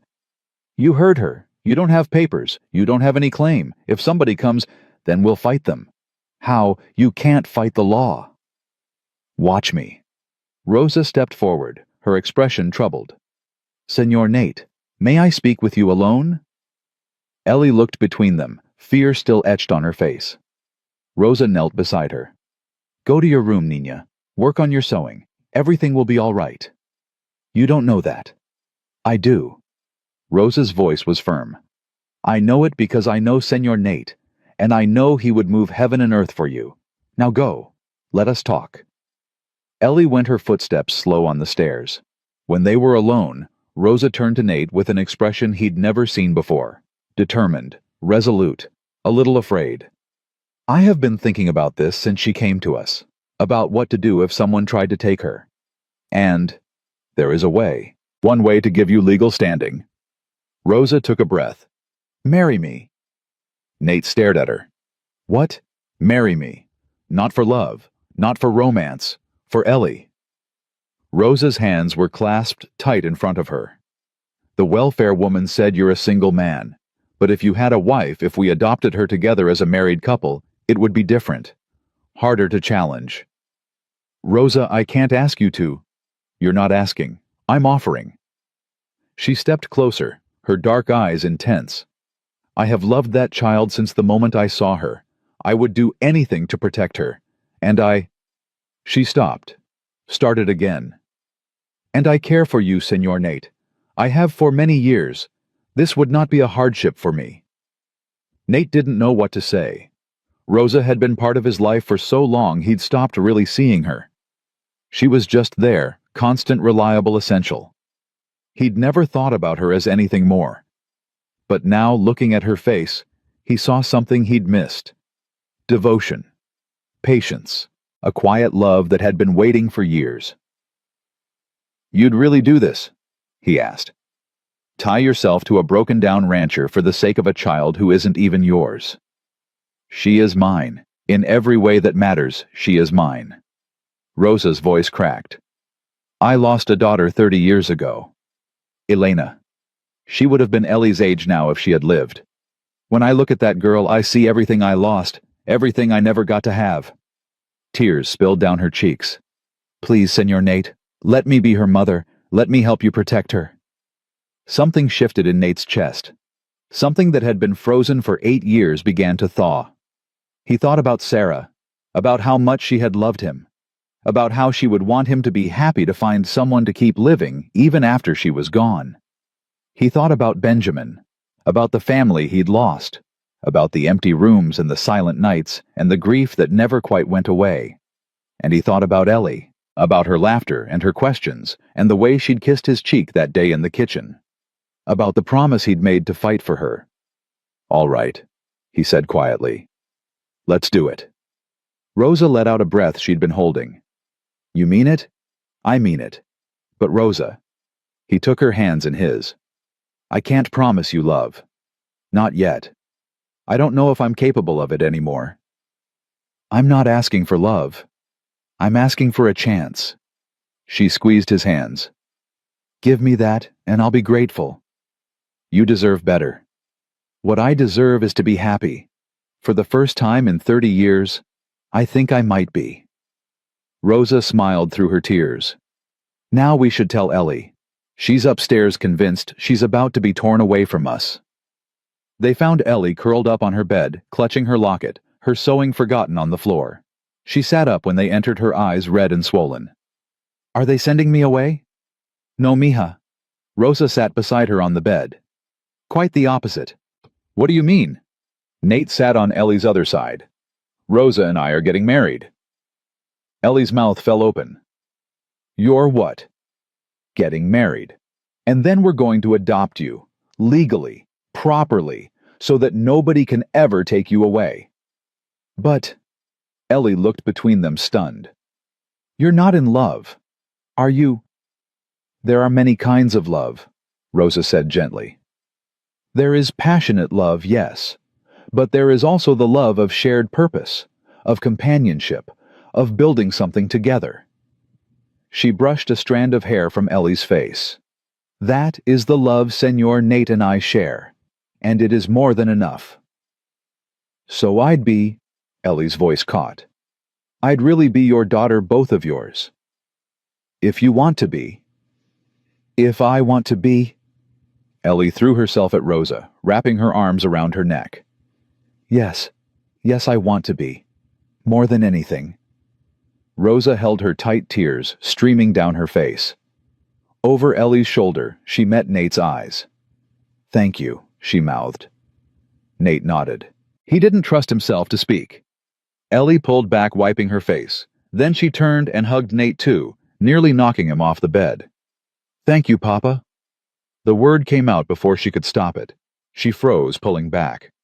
I'm sorry. I didn't mean to. I shouldn't have. It's fine. Nate's voice was rough. You can call me that, if you want to. Really? Really? Ellie's face broke into the brightest smile Nate had ever seen. Papa, she said again, testing the word. And Mama Rosa. I have a mama and a papa. You do, Nina. Rosa pulled her close again. You do. They got married 4 days later. It wasn't much of a ceremony. Just the three of them, a circuit preacher, who happened to be passing through, and Hector Valdez as witness. They said their vows in the main room of the ranch house with snow falling outside the windows and a fire crackling in the hearth. Ellie stood between them, holding both their hands. Do you, Nathaniel James Blackwood, take this woman? I do. And do you, Rosalinda Elena Santos, take this man? I do. Then by the power vested in me, I pronounce you husband and wife. The preacher smiled. You may kiss the bride. Nate turned to Rosa. She looked different today, softer somehow, in a dress she'd borrowed from a neighbor. Her dark eyes were bright with tears. He kissed her gently, briefly. A promise, more than a passion. Ellie cheered. Does this mean I can call you Mama now? She asked Rosa. For real, mija. Forever. That night, after Ellie had gone to bed, Nate and Rosa sat together in the kitchen. 2 cups of coffee between them. Rings on their fingers. A new world spreading out before them. What happens now? Rosa asked. We file adoption papers. Make Ellie legally ours. And then, Nate paused. Then we wait. See if anybody comes forward to challenge us. Do you think they will? I don't know. But I keep thinking about what Pemberton said. About who Ellie belongs to. He turned his coffee cup in his hands. I did some asking around in town, about the Ashworth family. What did you learn? They had a daughter named Victoria. 20 years ago, she got involved with some cowboy and ended up pregnant. The family shipped her off to have the baby somewhere quiet. After that, nobody knows what happened to her, or to the child. Rosa's eyes widened. You think Ellie? The locket has the initials V.A., Victoria Ashworth. Nate met her gaze. It fits Rosa. The expensive locket. The bag of gold coins. The secrecy. Somebody wanted that baby to disappear. But if the Ashworths are Ellie's family, they might come for her. They've got money lawyers' power if they decide they want her back. He didn't finish the sentence. He didn't have to. Rosa's hand found his under the table. Then we fight, she said simply. Whatever comes, whoever comes, we fight. Together. Together. The storm that had been building on the horizon broke a week after the wedding. Nate was in the barn grooming Smoke when he heard horses approaching, more than one, moving fast. He grabbed his rifle and stepped outside. 3 riders came over the ridge. 2 of them were the same hard-faced men who'd accompanied Miss Price. The third was a stranger, a thin, sharp-featured man in an expensive suit who looked completely out of place on horseback. Mr. Blackwood. The thin man's voice was cultured Eastern. My name is Walter Grimsby. I'm an attorney representing the Ashworth family of Boston. Nate's grip tightened on the rifle. What do you want? I believe you have something that belongs to my clients. Grimsby's smile didn't reach his eyes. Or rather, someone. I don't know what you're talking about. Don't play games with me, Mr. Blackwood. We know about the girl. We know about the locket. We know everything. Grimsby dismounted and straightened his coat. The Ashworth family has been searching for their lost granddaughter for 9 years. Imagine their joy when they learned she'd finally been found. Granddaughter. The word tasted sour. Funny, nobody seemed too concerned about finding her when she was being beaten and starved and sold like property. An unfortunate situation, one that the family deeply regrets, but that's all in the past now. They want to bring Eleanor home, give her the life she deserves. She has a life. Here, with me and my wife. Grimsby's eyebrows rose. Your wife. My understanding was that you were unmarried. Things change. I got married last week, to my housekeeper. We've filed for legal adoption of Eleanor. Something flickered in Grimsby's eyes. Surprise, maybe. Or calculation. That is unexpected, but ultimately irrelevant. The Ashworths are blood relatives. Their claim supersedes any adoption. Not if the adoption is finalized before you can challenge it. Oh, we'll challenge it. Make no mistake. Grimsby's smile sharpened. We have documents proving Eleanor's identity. Birth records, testimony from the doctor who delivered her, a sworn statement from the farmer who was paid to take her. He paused. Yes, Mr. Poole was quite helpful once we found him. Money has a way of loosening tongues. So the Ashworths paid to have Ellie hidden. Then they paid to find her again. What changed? The old man died, the original patriarch. He was the one who insisted the child be hidden, claimed she was an embarrassment to the family name. Grimsby shrugged. His sons feel differently. They want to right an old wrong. Bring their niece home where she belongs. And if Ellie doesn't want to go, she's a child. She doesn't get to choose. Like hell she doesn't. Grimsby sighed as if dealing with a particularly slow student. Mr. Blackwood, you seem like a reasonable man. The Ashworths are willing to compensate you for your trouble. $10,000. More than this ranch is worth, I'd wager. Take the money, let the girl go, and everyone walks away happy. Except Ellie. She'll adjust. Children always do. No. I'm sorry. I said no. Nate raised the rifle slightly. Ellie stays here. She's my daughter now, legally and rightfully. You want her, you'll have to go through the courts. And through me. Grimsby studied him for a long moment. Then he shook his head. Very well. If that's how you want to play it. But I should warn you, Mr. Blackwood, the Ashworths don't lose. They have more money and more lawyers than you could imagine. They'll bury you in legal fees. They'll drag this out for years. And in the end, they'll still get what they want. Maybe. But they'll bleed for it. So will you. And so will the girl. Grimsby mounted his horse. Think about it. Think about what's really best for her. A life of poverty on a frontier ranch, or a life of wealth and privilege with one of the oldest families in America. Get off my land. Grimsby tipped his hat. We'll be in touch, Mr. Blackwood, very soon. Nate watched them ride away, his heart pounding. Rosa appeared at his elbow. I heard. The Ashworths, they know about Ellie. They know everything, and they're coming for her. What do we do? Nate thought about the $10,000, about what that money could mean for the ranch for their future, about how easy it would be to just let Ellie go. Then he thought about her face, her laugh, the way she called him Papa. We fight, he said, like we promised. Even if we can't win, especially then. Rosa nodded slowly. Then we need a lawyer, a good one, someone who isn't afraid of money or power. I know someone, Bartholomew Preston out of Cheyenne. He's handled cases against rich folks before. Nate's jaw tightened. I'll ride out tomorrow, see if he'll take us on. And Ellie? Do we tell her?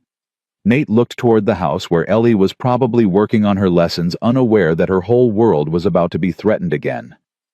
We tell her. She deserves to know. He squared his shoulders. But we tell her together, and we make damn sure she understands that we're not giving up. Not now, not ever. They found Ellie in the kitchen practicing her letters at the table. She looked up when they entered and her smile faltered when she saw their faces. What's wrong? Sit down, mija. Rosa took her hand. We need to talk. And they told her everything. About Victoria Ashworth. About the locket. About the wealthy family that wanted to claim her. Ellie listened in silence, her face growing paler with each word. So they want to take me away? She asked when they finished. These Ashworth people, they want to try, Nate said. But... And they're rich. Really rich. Yes, but that doesn't mean... Then they'll win. Ellie's voice was flat, dead. Rich people always win. That's how the world works. Not this time. Nate knelt beside her chair. Listen to me, Ellie. I don't care how much money they have. I don't care how many lawyers they throw at us. You are my daughter, mine and Rosa's. And we will fight for you until there's no fight left. But why? Why would you do that? I'm nobody. I'm just... You're not nobody. Rosa's voice cracked. You are everything. Everything to us. Don't you understand that...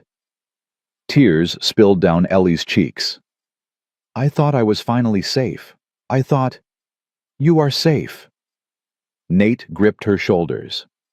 Right here. With us. No matter what happens, you are safe. What if they take me? What if the law says I have to go? Then I'll break you out. I'll take you somewhere they can't find you. Mexico. Canada. The ends of the earth if I have to. Nate's voice was fierce. I promised you I'd fight for you, Ellie, and I don't break my promises. Ever. Ellie looked at him with those two old eyes. Then she looked at Rosa. You really want me, even though I might bring all this trouble. Mija. Rosa cupped her face in both hands. You are worth any amount of trouble, any amount of pain, any amount of risk. Don't you know that by now? Ellie threw herself into Rosa's arms, sobbing. Nate watched them hold each other, and something hardened inside him. A determination that went deeper than bone. The Ashworths thought they could take his daughter. Thought their money and their power made them untouchable. They were wrong. Nathaniel Blackwood had lost one family already. Lost a wife and a son, and nearly lost his mind to grief. He would not lose another. Whatever it took, whatever it cost, however long it took, he would fight. And God help anyone who stood in his way. Bartholomew Preston was not what Nate expected. The lawyer was a small man, barely 5'5", with spectacles that made his eyes look twice their size, and a suit that had seen better days. He didn't look like someone who could take on the wealthiest family in the territory. But when he spoke, everything changed. The Ashworths. Preston leaned back in his chair, fingers steepled. I've been waiting 20 years for a chance to go after those bastards. You know them? I know what they did to my sister. Preston's voice went cold. She worked for them, as a maid. When the old man's son got her pregnant, they threw her out on the street, paid her off to keep quiet. She drank herself to death within a year. I'm sorry. Don't be sorry. Be angry. Preston stood and began pacing his cramped office. Tell me everything. From the beginning. Don't leave anything out. Nate told him. About finding Ellie in the snow. About the Pembertons. About the locket and the initials and everything he'd learned about Victoria Ashworth. Preston listened without interrupting, occasionally making notes on a scrap of paper. This is good, he said when Nate finished. Better than good. The Ashworths have skeletons, Mr. Blackwood. Lots of them. And you've just handed me the key to the closet. What do you mean?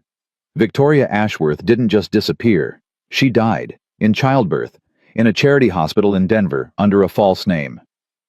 Preston's eyes glittered. I've suspected it for years, but could never prove it. If your Ellie is her daughter, then we have documentation. Birth records, death certificates, a paper trail that leads right back to the family that abandoned her. How does that help us? It proves intent. The Ashworths didn't lose track of this child. They deliberately disposed of her, paid people to hide her, made sure she'd never be found. Preston smiled grimly. That's not the action of a loving family that wants their granddaughter back. That's the action of people who wanted her to disappear. So why do they want her now? That's the question, isn't it? Preston sat back down, drumming his fingers on the desk. The old man is dead. The sons are running things now. Something must have changed. Some reason why they suddenly need this girl. What kind of reason? Money, most likely. There's always money. Preston thought for a moment. I need to do some digging. Look into the family finances. See if there's something in the old man's will that might explain this. How long will that take? A few weeks, maybe more. Preston met Nate's eyes. Can you keep the girl safe that long? I'll keep her safe as long as it takes. Good. Because once we go to court, the Ashworths are going to throw everything they have at us. Money, influence, witnesses who'll say whatever they're paid to say. Preston stood and offered his hand. This won't be easy, Mr. Blackwood. But I promise you, I'll fight like hell. That's all I ask. The weeks that followed were tense. Ellie tried to act normal, but Nate could see the fear lurking behind her eyes. She flinched at every unexpected sound. Had nightmares almost every night. Started carrying her locket everywhere, clutching it like a talisman. What if they come while you're away? She asked one morning watching Nate saddle smoke. What if they just take me? Rosa's here. Hector and the boys are here. Nobody's getting anywhere near you. But what if... Ellie. Nate crouched down to her level. I need you to trust me. Can you do that? I trust you. It's them I don't trust. That's fair. But here's what I know. He took her hands in his. The Ashworths think they can buy anything. Think their money makes them untouchable. But they've never gone up against someone like me. Someone who's got nothing to lose and everything to fight for. You have plenty to lose. The ranch, your money, everything. None of that matters, not compared to you. Ellie's eyes filled with tears. Why do you care so much? I'm just some orphan you found in the snow. You're my daughter. The words came out fierce and sure. I don't care how we got here. I don't care about blood or paperwork or what the law says. You're mine, and nobody takes what's mine. Ellie threw her arms around his neck and held on tight. I love you, Papa, she whispered. I never said that to anyone before. But I love you. Something cracked open in Nate's chest. Something that had been frozen since the day he buried Sarah and Benjamin. I love you too, sweetheart. More than you know. 3 weeks later, Preston arrived at the ranch with news. I found it, he said, barely waiting until he was through the door. The reason they want her, it's the will. What about it? Old man Ashworth was a complicated piece of work. Loved his daughter Victoria more than his sons, apparently. When she died, he changed his will. Left everything, the whole estate, in trust for her child. Nate felt the blood drain from his face. Everything? Mines, railroads, banks, real estate. We're talking millions, Mr. Blackwood. Maybe tens of millions. Preston's expression was grim. But here's the catch. The inheritance can only be claimed if the child is raised by a family member. If not, the whole estate goes to charity. So the sons get nothing unless they can prove Ellie is Victoria's daughter and establish themselves as her guardians. Preston shook his head. They don't give a damn about that girl. They just want her inheritance. But if they raise her, they control the money until she turns 21. And a lot can happen in 12 years. Accidents, illnesses, a young girl dying tragically before she comes of age. Preston's voice was flat. It's happened before. With the Ashworths specifically. Nate's hands curled into fists. You're saying they might hurt her. I'm saying they have millions of reasons to make sure she never sees her 21st birthday. and a history of making problems disappear. Rosa appeared in the doorway, her face white. Madre de Dios, these people, they're monsters. They're worse than monsters. They're respectable. Preston's mouth twisted. That's what makes them dangerous. Nobody believes the nice rich family from Boston could do anything wrong. So what do? Nate asked. We fight. Harder than ever. Preston pulled papers from his satchel. I've subpoenaed the Ashworth family records, the birth certificate, Victoria's death certificate, everything that proves they knew about Ellie and chose to abandon her. If we can show the judge that they're only interested in her money, not her welfare, then we might win. Then we might have a chance. Preston met his eyes. It's not much, but it's something. The hearing was scheduled for the following Monday. Nate barely slept the night before. He sat in his study, staring at the fire running through every possible outcome in his head. Most of them ended badly. Rosa found him there near midnight. You should rest, she said quietly. Can't. Too much at stake. She sat beside him, taking his hand. Whatever happens tomorrow, you've done everything you could, more than anyone could ask. It's not enough. It might never be enough. Nate. It was the first time she'd called him by his name without the senor in front of it. Listen to me. Whatever that judge decides, Ellie knows she's loved. She knows what it feels like to have a family. That's something the Ashworths can never take away. They can take her. That's enough. Then we'll get her back, somehow, some way. Rosa's voice was fierce. I didn't survive losing my daughter and my husband to give up now. I didn't wait 30 years for a second chance at happiness just to let it slip away. Nate looked at her. Really looked at her. This woman who'd stood by him through everything. Who'd offered herself to save a child she barely knew. Who'd loved him quietly, patiently for years, without expecting anything in return. I'm sorry, he said. For what? For not seeing you. All these years you were right here, and I was too wrapped up in my own grief to notice. You see me now. That's what matters. He leaned forward and kissed her. Not gently this time. Not a promise or an obligation. A real kiss full of gratitude and respect, and something that might give in time become love. When they pulled apart, Rosa's eyes were bright with tears. Well, she said softly, that took you long enough. I'm a slow learner.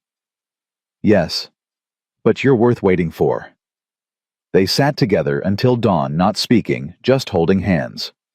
When the sun came up, they woke Ellie and got ready for the fight of their lives. The courthouse in Cheyenne was packed.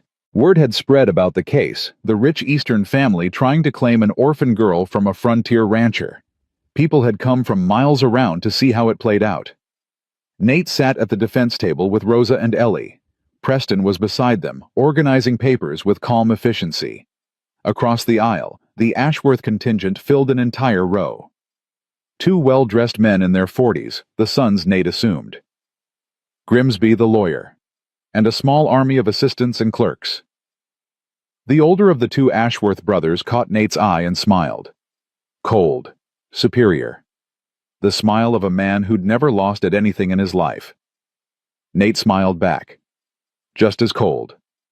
Judge Morrison entered and everyone rose. He was an older man, white-haired and stern-faced, with the look of someone who'd seen everything and wasn't impressed by any of it. Be seated. Morrison shuffled some papers. We're here today in the matter of Ashworth v. Blackwood regarding the custody of the minor child Eleanor McIntyre, also known as Eleanor Ashworth. Mr. Grimsby, you may begin. Grimsby stood, buttoning his expensive jacket. Your Honor, this is a simple case. My clients Randolph and Marcus Ashworth are the rightful uncles of Eleanor Ashworth, the only living child of their late sister Victoria. For 9 years, this child has been lost, hidden away by unscrupulous individuals who were paid to keep her existence a secret. Objection. Preston was on his feet. Those unscrupulous individuals were paid by the Ashworth family themselves. Mr. Preston, you'll have your chance. Morrison fixed him with a stern look. Continue, Mr. Grimsby. Thank you, Your Honor. The Ashworths have recently learned of Eleanor's whereabouts and have come to claim her. They wish to give her a proper home, a proper education, and access to the inheritance that is rightfully hers. And the current guardians, Mr. and Mrs. Blackwood, have no legal claim to the child. They found her abandoned and chose to keep her without notifying the proper authorities. While their intentions may have been good, the law is clear. Blood relatives have prior claim. Thank you. Morrison turned. Mr. Preston. Preston stood slowly, deliberately. Your Honor, I'd like to start by correcting some misrepresentations. My clients did notify the authorities. A representative of the Children's Welfare Society visited their home and found Eleanor to be well cared for and thriving. I have her report here. He handed the document to the bailiff, who passed it to the judge. Furthermore, I intend to prove that the Ashworth family didn't lose this child. They abandoned her, deliberately, cruelly, and now they seek to reclaim her not out of love or family feeling, but out of simple greed. Murmurs rippled through the courtroom. Morrison banged his gavel. That's a serious accusation, Mr. Preston. I hope you have evidence to support it. I do, Your Honor. Substantial evidence. The morning session was brutal. Grimsby called witness after witness, doctors, lawyers, family friends, all testifying to the Ashworths' good character and their desperate search for their lost niece. It was clearly rehearsed, clearly bought, but it was effective. When it was Preston's turn to cross-examine, he was merciless. Dr. Pemberton. Preston circled the witness stand like a shark. You testified that you knew Victoria Ashworth personally, that she was beloved by her family. That's correct. Then perhaps you can explain why, when she became pregnant, her family sent her away to have her baby alone in a charity hospital under a false name. The doctor's face reddened. I don't know anything about that. You don't? That's strange, because I have records here showing that you were the physician who signed Victoria's death certificate, the one that lists her cause of death as complications from childbirth, and her name as Mary Jones. Gasps from the gallery. Grimsby was on his feet. Objection. This is overruled. Morrison leaned forward, eyes sharp. Answer the question, Doctor. The doctor looked at the Ashworth brothers, then back at Preston. I was asked to maintain confidentiality, for the family's sake. For the family's sake, not for Victoria's sake, not for her baby's sake. Preston's voice dripped contempt.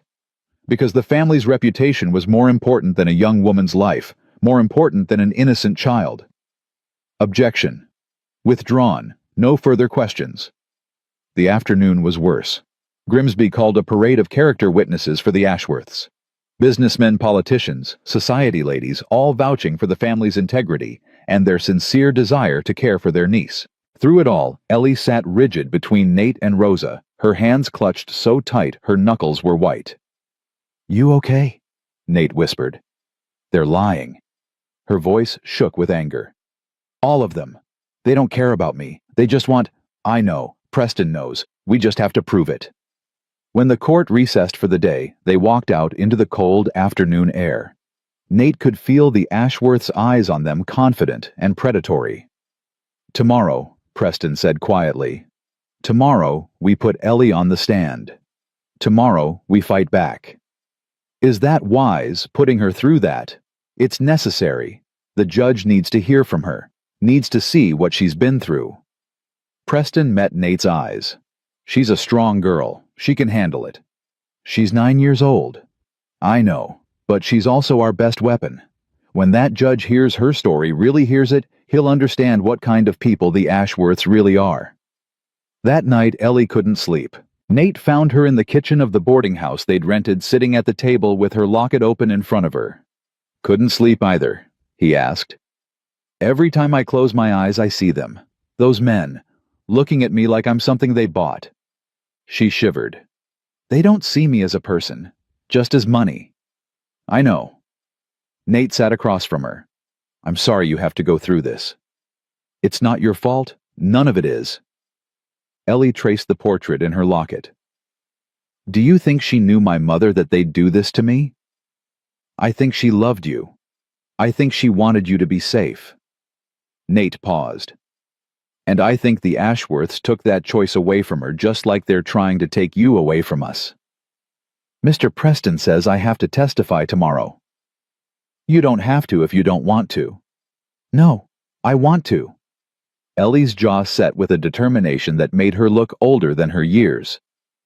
They've been talking about me all day like I'm not even there, like I'm just a thing to be claimed. I want them to hear my voice. I want them to know what they did. Ellie, I'm not scared of them. Her eyes met his fierce and bright. I used to be scared of everything, of the Pembertons, of the cold, of being alone. But I'm not alone anymore. I have you and Mama Rosa, and as long as I have you, I'm not scared of anything. Nate reached across the table and took her hand. That's my girl. The next morning, Ellie took the stand. She looked tiny in the witness chair, her feet barely touching the floor. The whole courtroom had gone quiet, every eye fixed on this small girl who held the key to millions. Preston approached her gently. Ellie, I know this is difficult, but I need you to tell the judge what happened to you, starting from the beginning. Ellie took a breath, and then she started talking. She told them about the farmer who'd raised her like livestock, barely acknowledging her existence, about being sold to the Pembertons for $20, about 3 years of beatings and starvation, and being told she was worthless. She told them about the blizzard, about walking until she couldn't walk anymore, about lying in the snow waiting to die. And she told them about Nate. He could have left me there, she said, her voice steady despite the tears on her cheeks. He could have ridden right past and nobody would have known. But he didn't. He stopped. He saved me. He took me home and made me part of his family. And how do the Blackwoods treat you? Like I matter. The words came out fierce. Like I'm a person, not a burden. They feed me and teach me and take care of me when I'm sick. Mr. Nate is showing me how to run a ranch. Mama Rosa is teaching me to cook and sew. Ellie's voice cracked. Nobody ever wanted me before. Not ever. But they want me. They chose me. And the Ashworths. Your biological family. Ellie looked directly at the two brothers in the front row. They shifted uncomfortably under her gaze. They're not my family. Family doesn't throw you away. Family doesn't pay people to hide you. Family doesn't show up 9 years later just because you're worth something now. Her voice rose. I didn't matter to them when I was starving. I didn't matter when I was being beaten. I only matter now because I have money they want. Objection. Grimsby was on his feet. The witness is speculating about my client's motives. Sustained. Morrison looked at Ellie with an expression Nate couldn't read. Young lady, please confine yourself to facts. Those are the facts. Ellie didn't flinch. They had 9 years to find me. 9 years to care. They didn't. And now they want to take me away from the only real family I've ever had. How is that not about money? The courtroom erupted. Morrison banged his gavel repeatedly. Order, order. He glared at both tables. We'll take a 30-minute recess. When we return, I expect decorum from everyone involved. During the recess, Preston was practically vibrating with energy. She was magnificent, absolutely magnificent. He gripped Nate's arm. Did you see Morrison's face? She got to him, I could tell. Is that enough? I don't know, but it's more than we had before. When court resumed, Grimsby cross-examined Ellie with practiced aggression. Miss McIntyre, or should I say, Miss Ashworth, isn't it true that you've known the Blackwoods for less than 2 months? Yes. And in that short time, you've decided they're your real family? Yes. Don't you think that's rather hasty? That perhaps you're too young to make such an important decision? Ellie looked him dead in the eyes. I'm old enough to know when someone loves me. And I'm old enough to know when they don't. Grimsby pressed on, trying to shake her testimony, trying to make her seem confused or manipulated. But Ellie held firm. Every question, every insinuation she met head-on. By the time she stepped down from the stand, even the Ashworth brothers looked unsettled. Preston called his final witness, a banker from Denver, who'd handled the trust set up in Ellie's name.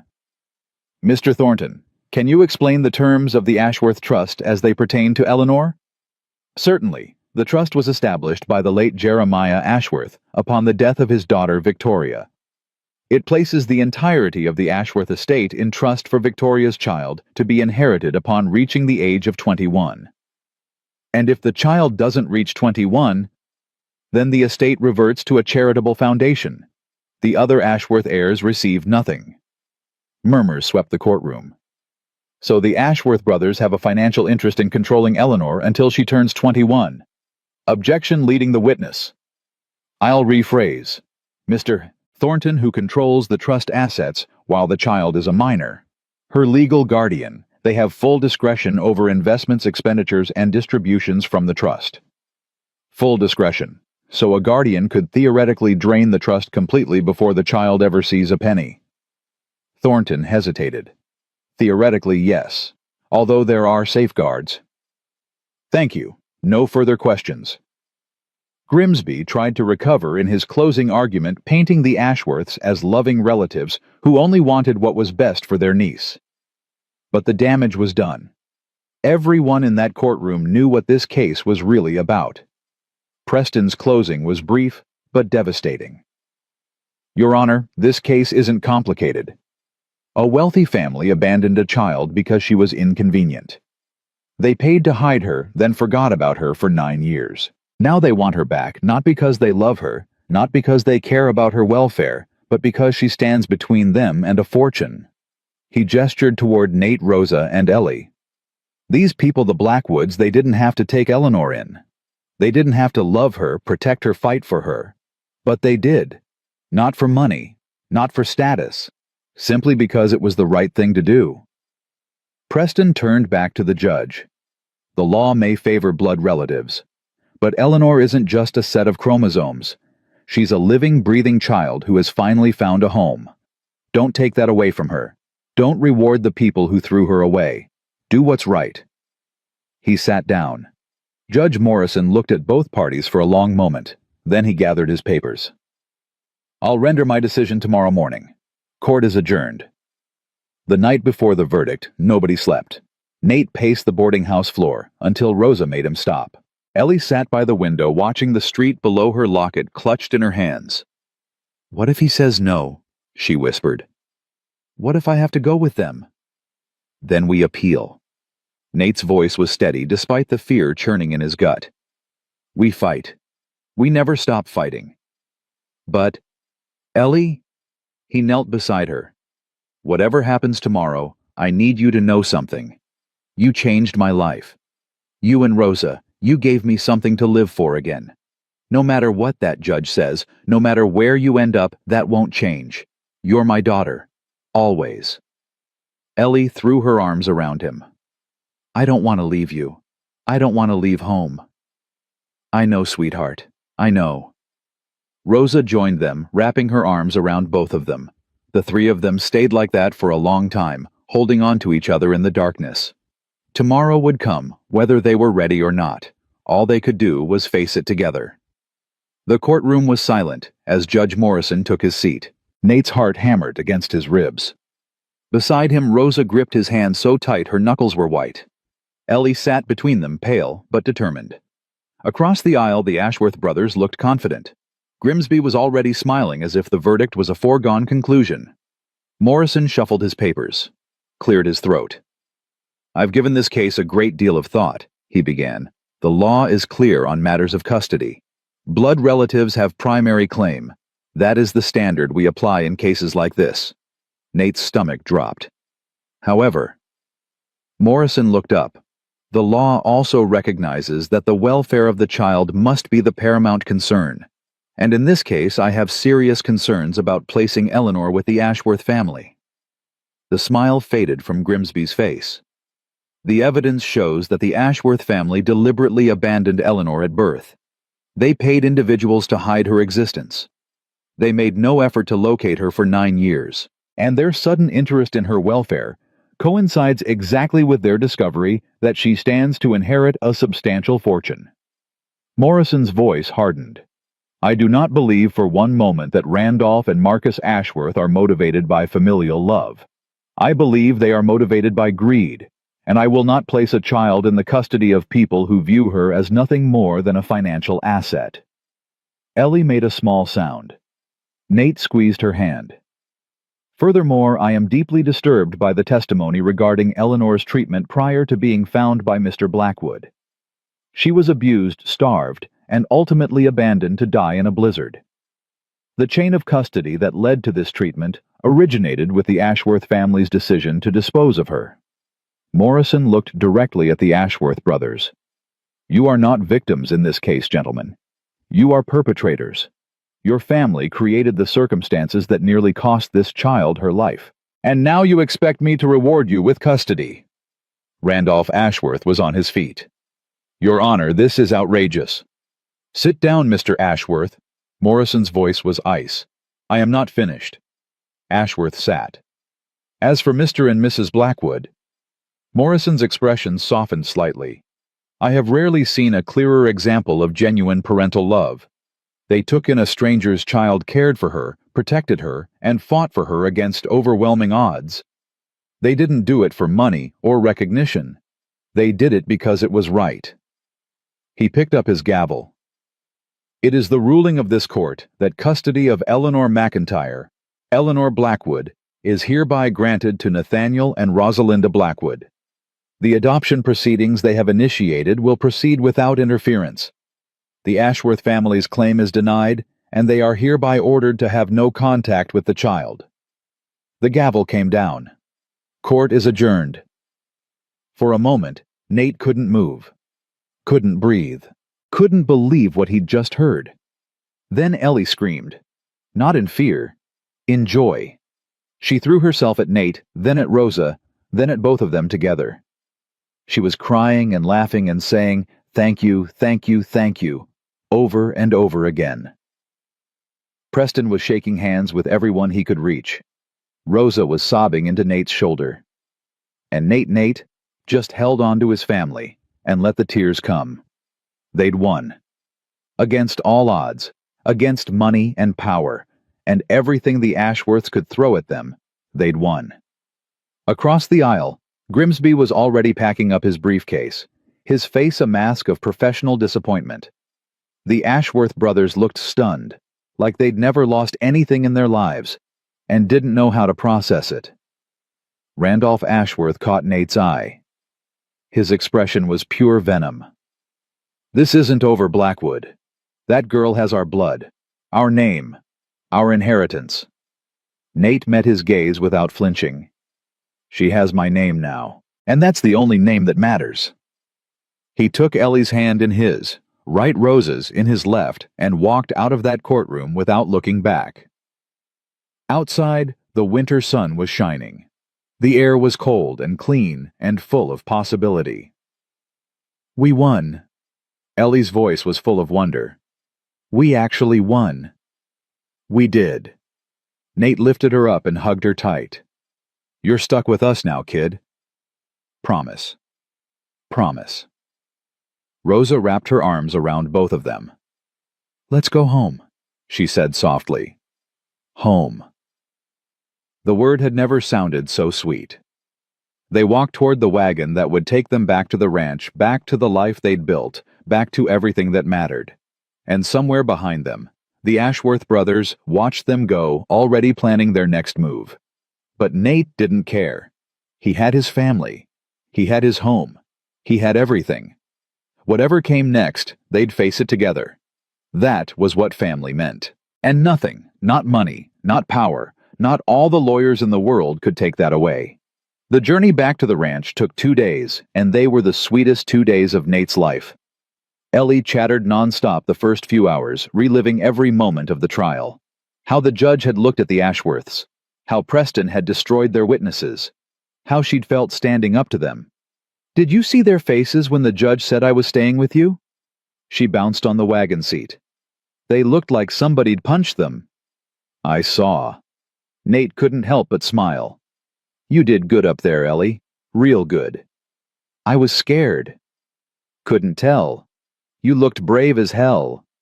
"Nate, Rosa swatted his arm. Language. Sorry. Brave as heck. Ellie giggled. It was the most beautiful sound Nate had ever heard. They stopped for the night at a way station, and over dinner, Ellie got quiet. What's wrong? Rosa asked. Nothing's wrong. Just thinking. Ellie pushed food around her plate. Do you think they'll try again? The Ashworths? They might appeal the judge's decision, Nate said carefully. But Preston says it's unlikely to succeed. Morrison's ruling was pretty clear. That's not what I mean. Ellie looked up, her eyes too old again. I mean, what if they don't go through the courts? What if they just try to take me? They won't. How do you know? Because I'll kill anyone who tries. The thought came unbidden, fierce, and certain. But he couldn't say that to a 9-year-old. Because you're legally ours now, he said instead. The paperwork's filed. You're Eleanor Blackwood, daughter of Nathaniel and Rosalinda. That means something. Does it? To people like them. Rosa reached across the table and took Ellie's hand. Mija, listen to me. Those men had everything. Money, lawyers, power. And they still lost. Do you know why? Because the judge was fair. Because you told the truth. And because we love you more than they want your money. Rosa's voice was fierce. Love is stronger than greed, always. I want to believe that. Then believe it. We won, Ellie. It's over. But Ellie didn't look convinced. They reached the ranch the next afternoon. Hector and the ranch hands had strung up a banner across the barn. Welcome home. Ellie. Ellie burst into tears the moment she saw it. You okay? Nate asked.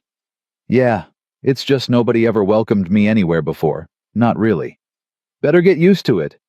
Hector tipped his hat. You're stuck with us now, Pequeña. That night they had a celebration. Rosa cooked enough food for an army, and the ranch hands all came up to the house. There was music and laughter and more joy than that house had seen in years. Nate watched Ellie dance with Hector, her face bright with happiness, and felt something settle in his chest.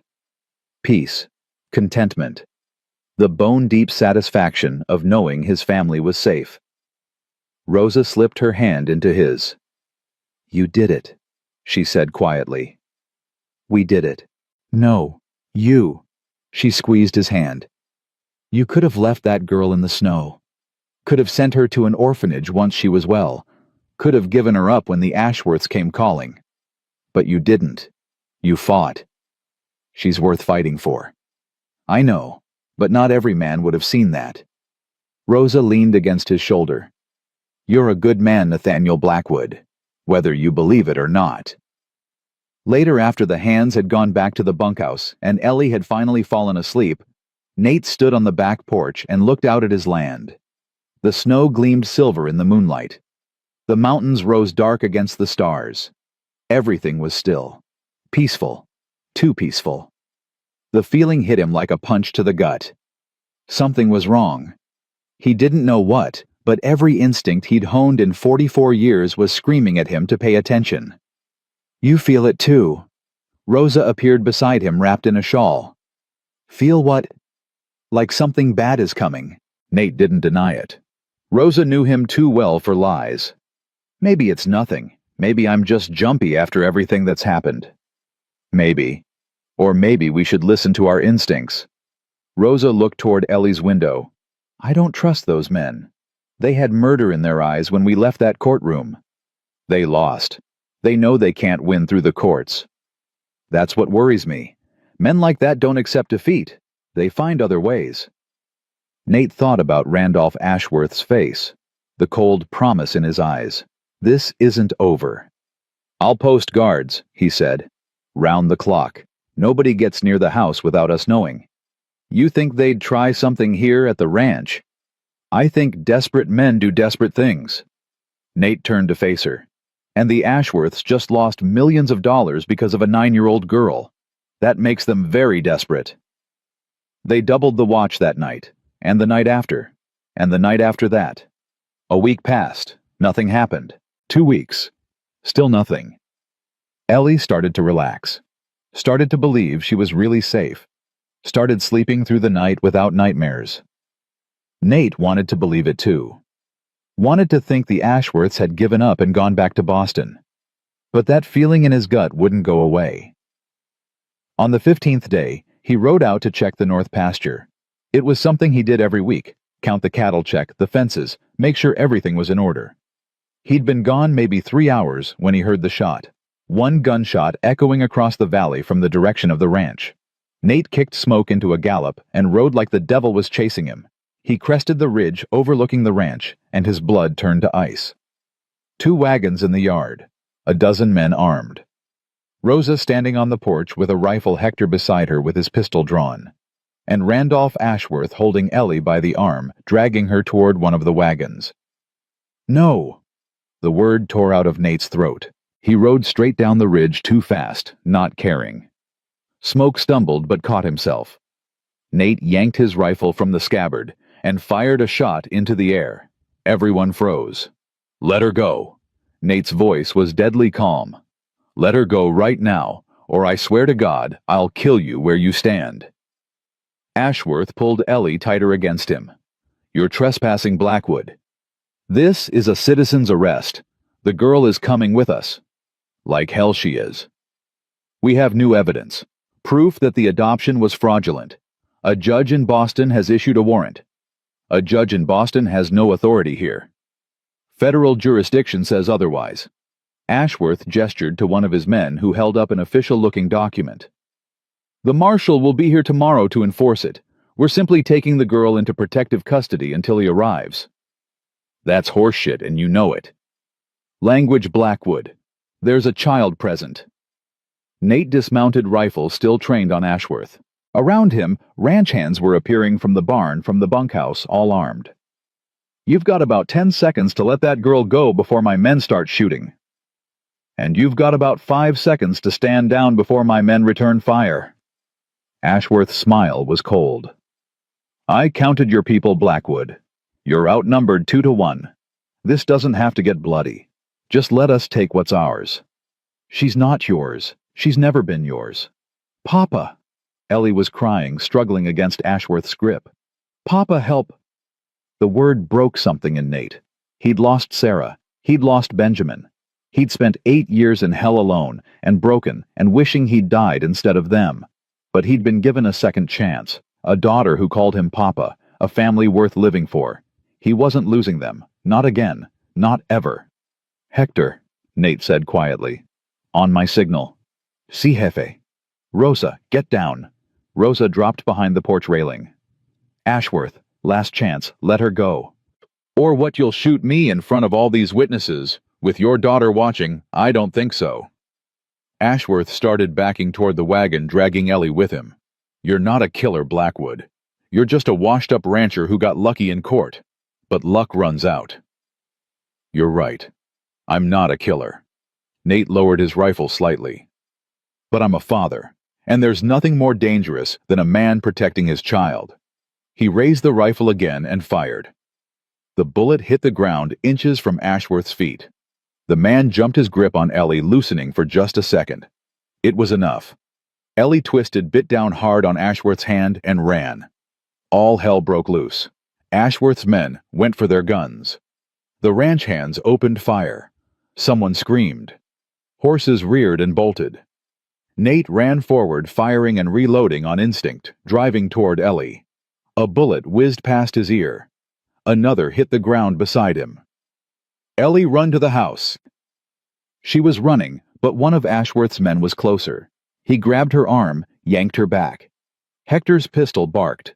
The man went down, clutching his leg. Ellie scrambled free and sprinted for the porch. Rosa hauled her up, sheltering her with her own body. "Fall back!"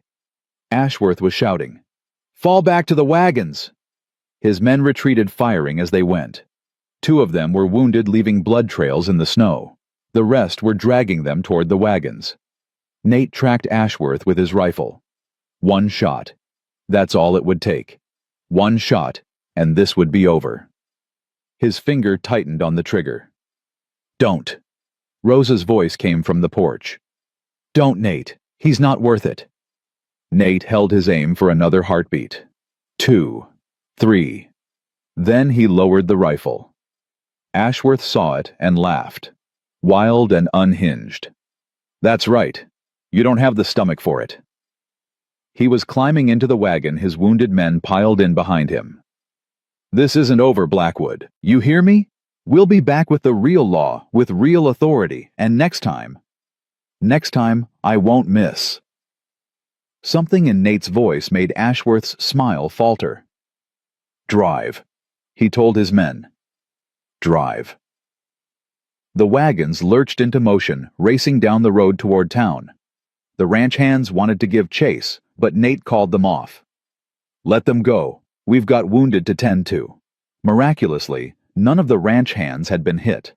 One of Ashworth's men had left a blood trail, but he'd made it to the wagon. Nate walked to the porch on legs that didn't quite feel steady. Ellie, you okay? She flew down the steps and threw herself at him, sobbing. I'm sorry. I went outside to feed the chickens and they just grabbed me. I'm sorry. Shh, it's not your fault. None of this is your fault. Nate held her tight, feeling her shake. You're safe now. They said they had papers. They said they could take me. They were lying. Those papers aren't worth the ink they're printed on. He pulled back, looking her in the eye. Listen to me, Ellie. You are my daughter, mine and Rose's. No piece of paper from Boston is going to change that. But what if they come back? What if next time, we'll be ready? Rosa joined them, wrapping her arms around both of them. We should go to the marshal, she said. Tell him what happened. Get it on record. Already on my way. Hector was mounting his horse. I'll bring him back here. Let him see the evidence. The blood trails. Among other things.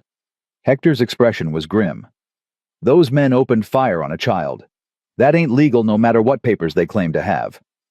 He rode off, and Nate led his family inside. The rest of the day passed in a blur. The marshal came, took statements, examined the bullet holes and bloodstains. He was a grizzled man named Cooper, who'd known Nate for years. Ashworth's claiming you attacked him, Cooper said. Says he was serving legal papers when you opened fire. He was kidnapping my daughter. I know, I saw Rosa's statement, and Hector's, and about 6 others. Cooper shook his head. Man's a damn fool coming out here like that. But he's also rich and connected. This is going to get ugly. It's already ugly. It's going to get uglier. Cooper met Nate's eyes. He's filed charges against you. Assault, attempted murder. He's claiming you shot at him without provocation. That's bullshit. I know it is, but he's got lawyers, lots of them, and they're already drawing up papers to have you arrested. Nate's blood ran cold. If I'm arrested, Ellie would be placed with whoever the court designates, probably a temporary guardian while the case proceeds. Cooper's expression was sympathetic. Which is exactly what Ashworth wants. Get you out of the way, grab the girl, disappear back to Boston before anyone can stop them. So, what do? You get ahead of this.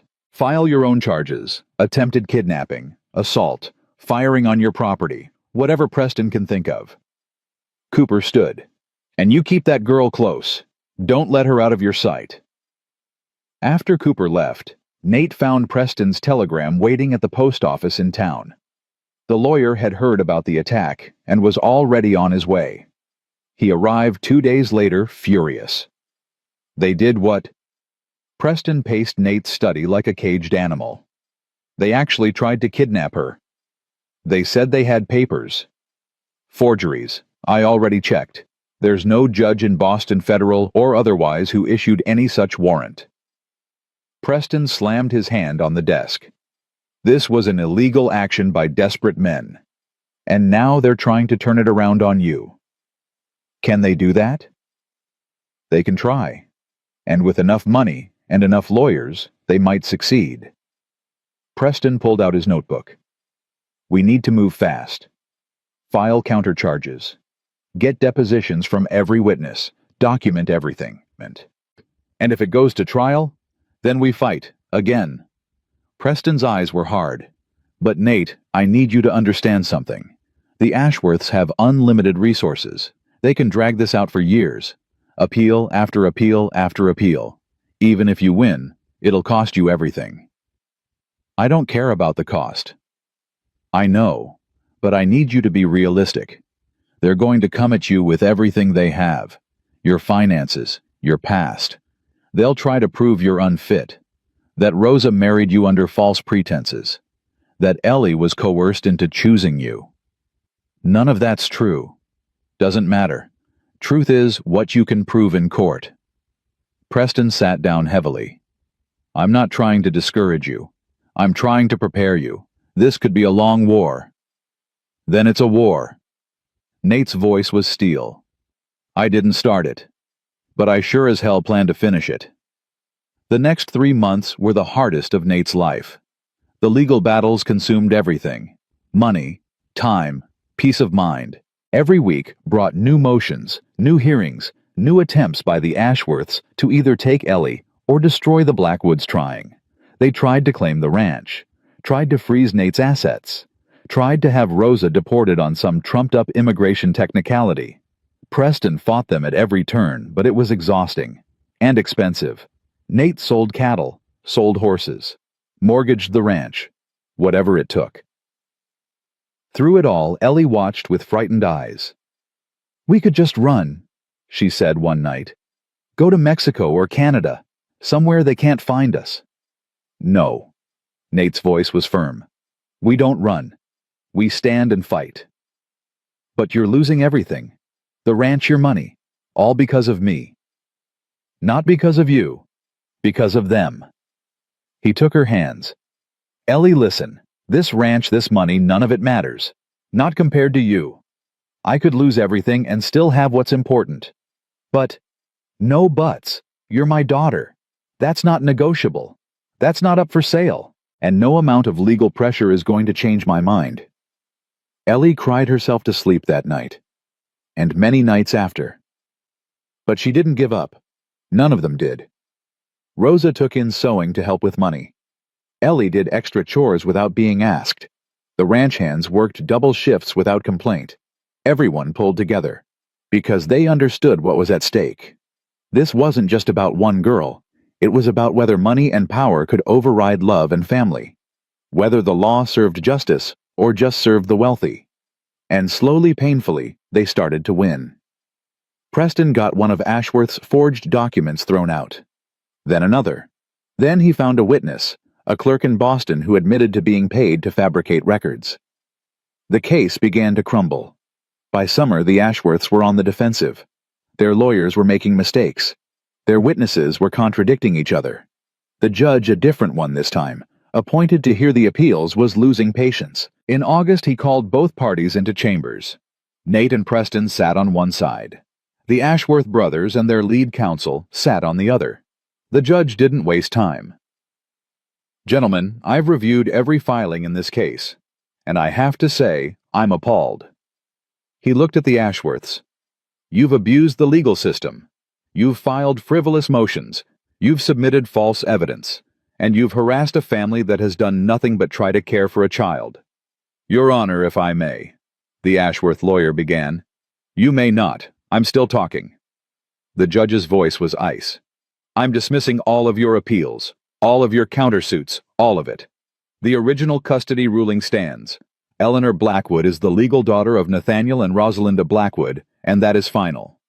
But the inheritance, Randolph started, is none of my concern. This is a family court, not a probate court. Whatever financial arrangements need to be made, you can sort them out through the appropriate channels, but you will do so without involving this child. Your Honor, you don't understand. I understand perfectly. You want money. You thought you could use a little girl to get it, and now you're angry because you lost. The judge stood. This court is done. If you file any further motions regarding this child, I will hold you in contempt. Am I clear? The Ashworths had no choice but to nod. Then we're done here. Get out of my chambers. Outside the courthouse, Nate stood in the summer sunshine and breathed deeply. It was over. Really over. We won, Preston said. Again. And this time it's final. You sure? As sure as I can be. The judge's ruling is ironclad. They'd need the Supreme Court to overturn it, and that's not going to happen. Preston shook his hand. "Go home, Nate. Go home to your family." Nate did. The ride back to the ranch took most of the day. When he crested the ridge and saw the house in the valley below, his throat tightened. Home. He'd almost lost it. Almost lost everything. But he hadn't. They'd fought, and they'd won. Ellie was watching from the porch. The moment she saw him, she started running. "Papa! Papa!" He dismounted and caught her as she launched herself at him. "Is it over? Is it really over?" "It's over. The judge threw out everything. You're ours, Ellie.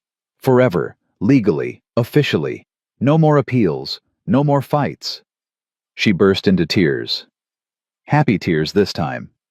Rosa came down from the porch moving slower, her hand pressed to her belly. Nate noticed for the first time how much her shape had changed. "Rosa," she smiled. "I was going to wait until you got home to tell you. But—" She took his hand and placed it on her stomach. "We're having a baby." The world stopped. A baby. Due in December. The doctor confirmed it last week. Her eyes were bright with tears. Ellie is going to have a little brother or sister. Nate looked between them. His wife. His daughter. The child growing inside Rosa. His family. He'd lost everything once. Had been so broken he'd wanted to die. Had given up on life, on love, on hope. And then a little girl had crawled through a blizzard and changed everything. "Come here," he said, pulling them both close. "Both of you. All three of you." They stood like that for a long time, holding each other in the fading light. That night after Ellie had gone to bed, Nate and Rosa sat on the back porch. The stars were coming out bright and cold and beautiful. "Are you happy?" Rosa asked. "More than I ever thought I'd be again." "Me too." She leaned against him. "It's funny how life works. A year ago I was just a housekeeper. You were alone. Ellie was dying in the snow. And now we're a family." "Yes." She squeezed his hand. "We are." "Rosa." "Thank you. For offering to marry me. For fighting for Ellie. For giving me a reason to live again." "You don't have to thank me. You gave me the same thing." They sat in comfortable silence, watching the stars wheel overhead. Inside the house, Ellie slept peacefully, her locket on the bedside table, her future secure.